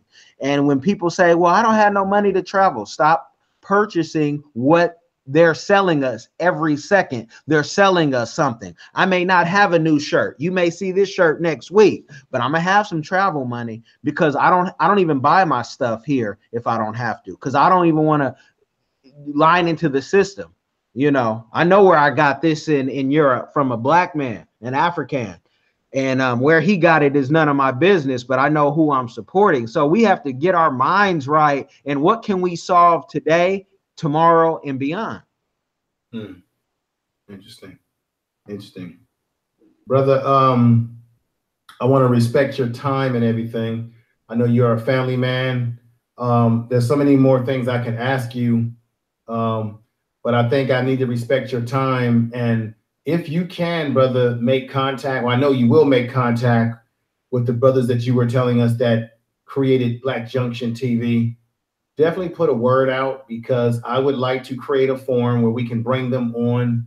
I can get True Royal Family on, yourself, and we can talk about these things that we have conversations with amongst ourselves when we broadcast, which is we really do want to support Black Junction TV. We feel that there's a game changer if they get to stream. We want to throw in their ear, not to tell them what to do, but we really think that the more that that Black people collaborate and combine with each other, you know, because Black Spot may have something that Black Junction TV doesn't have in terms of their infrastructure. Maybe it could really blow into something if they had a chance to merge each other. Who knows? But I really would like, with your help, to set something up like that. As soon as I have a lot of questions for those brothers. I'm gonna share your information, and I'll send an email, and you know we'll go from there and see what happens. And anytime if there's something that you find that I can add a value, just hit me up. You know, as entrepreneurs, we got into this because we wanted to have freedom. So you know, catch up with me. I'm gonna go do the family thing, and you guys be blessed. Let me let you know before you leave, brother. I need you to send links or information, because I'm going to put it all in the edited version of this video. I'm going to put it in there, but just remind everybody where they can find you, whether it be your Twitter, your whatever social media that you're on, or your name, how they can contact you. Yeah, social media, all of them. It's Kellen, K-E-L-L-E-N, Kash, that I want to be found on. You know, I think the Instagram and the Twitters are great. Facebook is kind of dying, the young people tell me. But, you know, if they really want to reach me, you can send an email to Kellen at ColemanPRfirm.com. CPRfirm.com for short is our website. Okay. And I just want to put this out there. If you have like a business a question, we even have a forum for that at clarity.fm/Kellen Kash, because we take the business call serious. We prep for them. We want all your businesses to bloom. And many people use a site like Clarity where they're like, we can't pay for PR, but we want to get some tips and advice. So they schedule the time on clarity.fm/Kellen Kash, and we can talk about their business. 15-minute minimum. And, you know, it's like $2 a minute. So it's affordable if you're serious about business. Okay. You know, and that's the thing about us. We need to build teams, because contingency plans is why I went on yesterday. Yeah. And I've always told Dynast and everybody I deal with in business, if you don't have a contingency plan, your business is going to fail with you. We need to, this business doesn't begin, it might have began with me, but it doesn't end with me. So there's ways for it to move on. I'll be in Africa. The business will still be going on while I check my emails periodically. But if you don't have a team, to me, you don't really have a business. And so get yourself a team. Everyone has a cousin who needs, you know, $2 for you to put in their pocket. Hire them. Brother, let everybody know you have a YouTube channel too, right? Thank you for reminding me. I tell everyone I'm not a YouTuber, but when I find things of value to say, I put them on YouTube so I don't have to repeat myself 1,000 times. Kellen Kash, again, that's Kash with the K. You know, subscribe, like it. If, you know, I know I'm an acquired taste because I give it straight up, no chaser. And if you like your information like that, from passports to even the vegan food reviews to, you know, just everyday what your daddy should have told you type stuff. You know, that's how deep we get into it. Because some of us, even if you had a father, some people did have a father who really implemented something good into them. And we want to put something good into people. So check out the YouTube, give me questions, comments, suggestions, and we'll go from there. Wow, brother. I want to, once again, I got to give you some much added clap and love here. Thank you.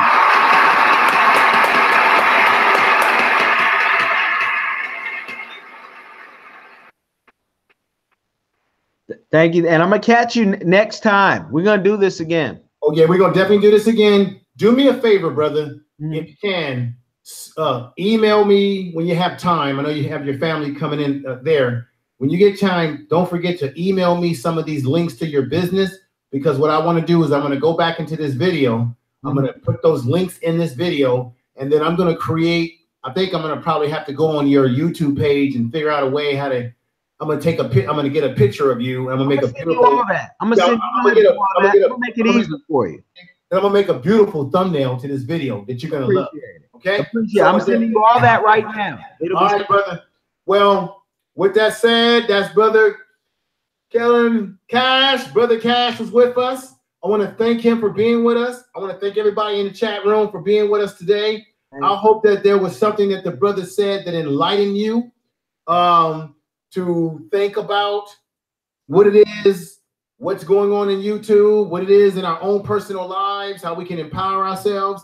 I hope you all enjoyed the brother. We're going to have him back on. As you heard him say, he knows the brothers that are the main individuals that created Black Junction TV. So we're going to try to like get back together, bring them into this type of forum where we can ask them questions, let them know that we're behind what they're doing and supporting them, and see if they're, where do we go in terms of creating a stream on their platform and how that can take us to the next level. So Brother Kash, thank you. Love you for being with me today, and enjoy your time with the rest of your weekend and with your family, brother, and keep doing what you're doing. I thank you. And with that said, this is the Information Man. Truth to power. Truth to power. Wait a minute. We're speaking truth to power. Truth. Yes, it is. Everybody, thank you again for being with me. And here's our going away music.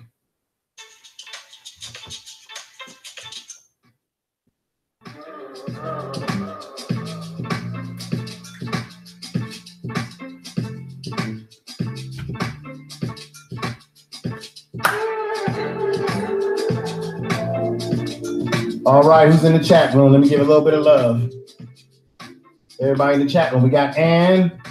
I want to give a special thanks to True Royal Family for coming in and speaking her mind as she sees it, as its reality, because there's a lot of foolish things going on. And I agree with you, True Royal Family. YouTube and Google, they don't care about Black folks. They're messing with us. They're implicit in it, in my opinion. We saw it firsthand. We got brother Danubian, brother Gab Talk Media. Make sure you guys go to his channel and subscribe. Cashmere's in the house. Ann's in the house. Subscribe to her channel as well. We gotta support each other. Okay? I told y'all that I'm gonna keep trying to improve the channel.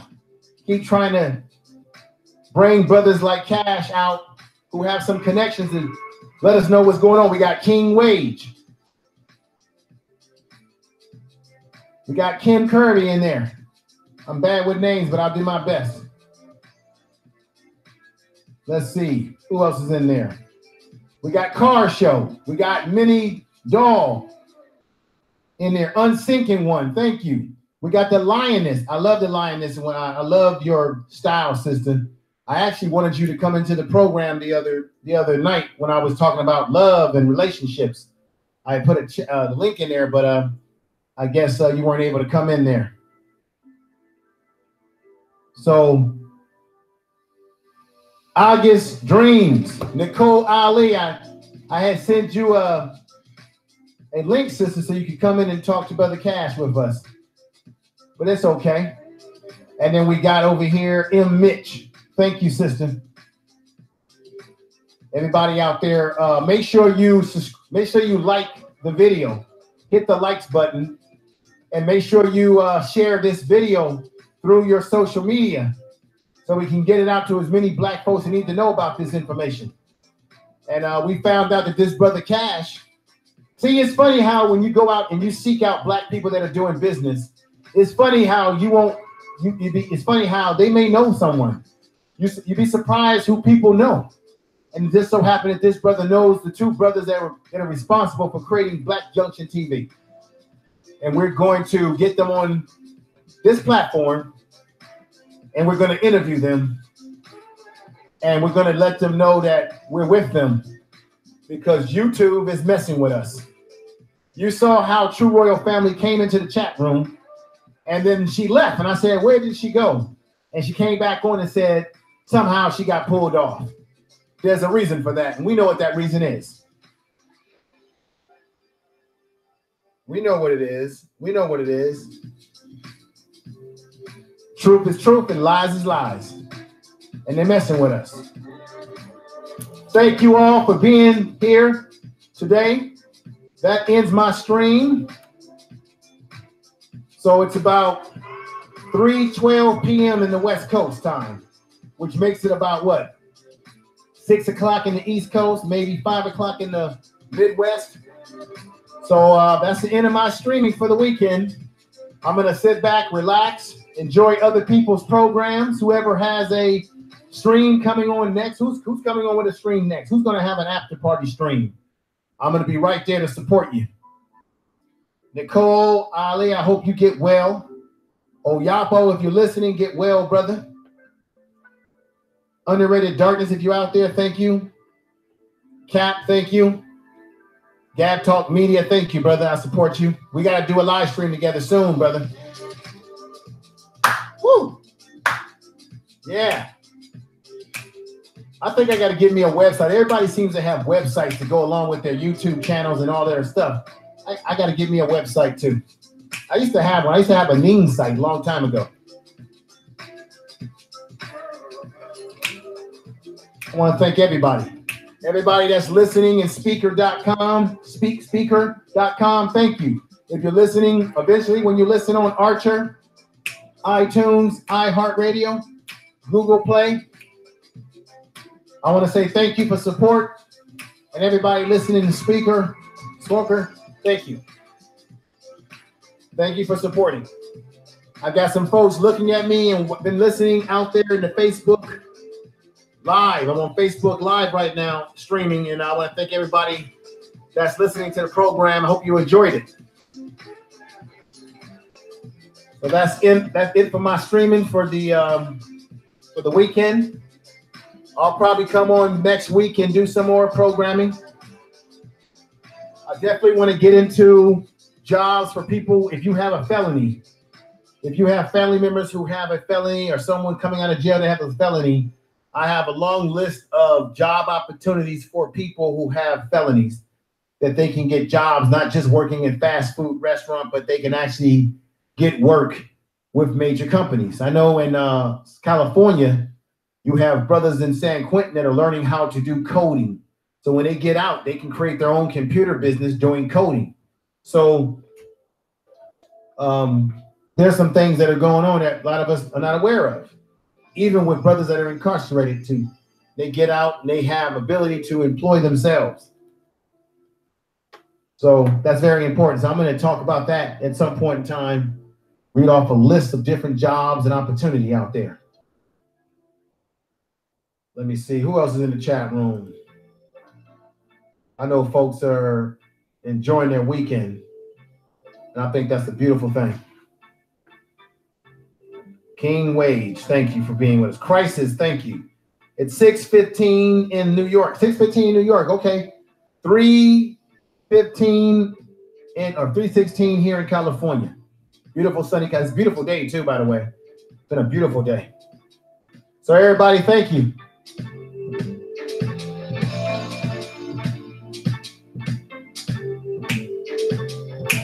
Thank you.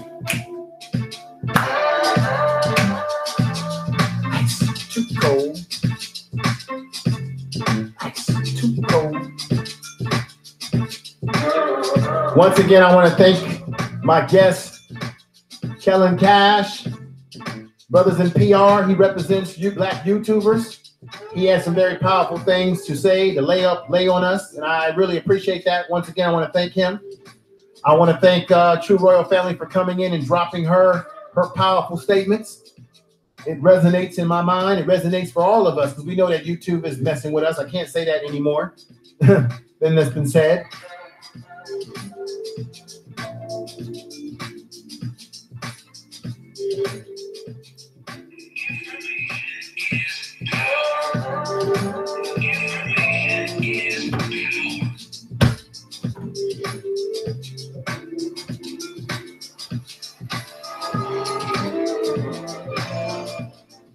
Thank you, everybody.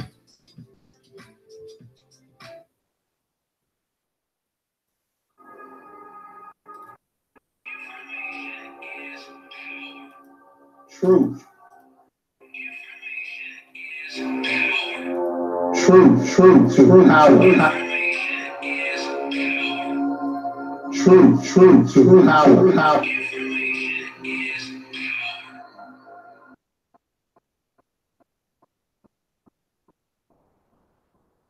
Information is power, folks. Thank you.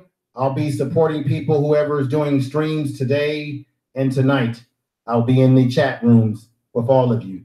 Thank you. And remember, information is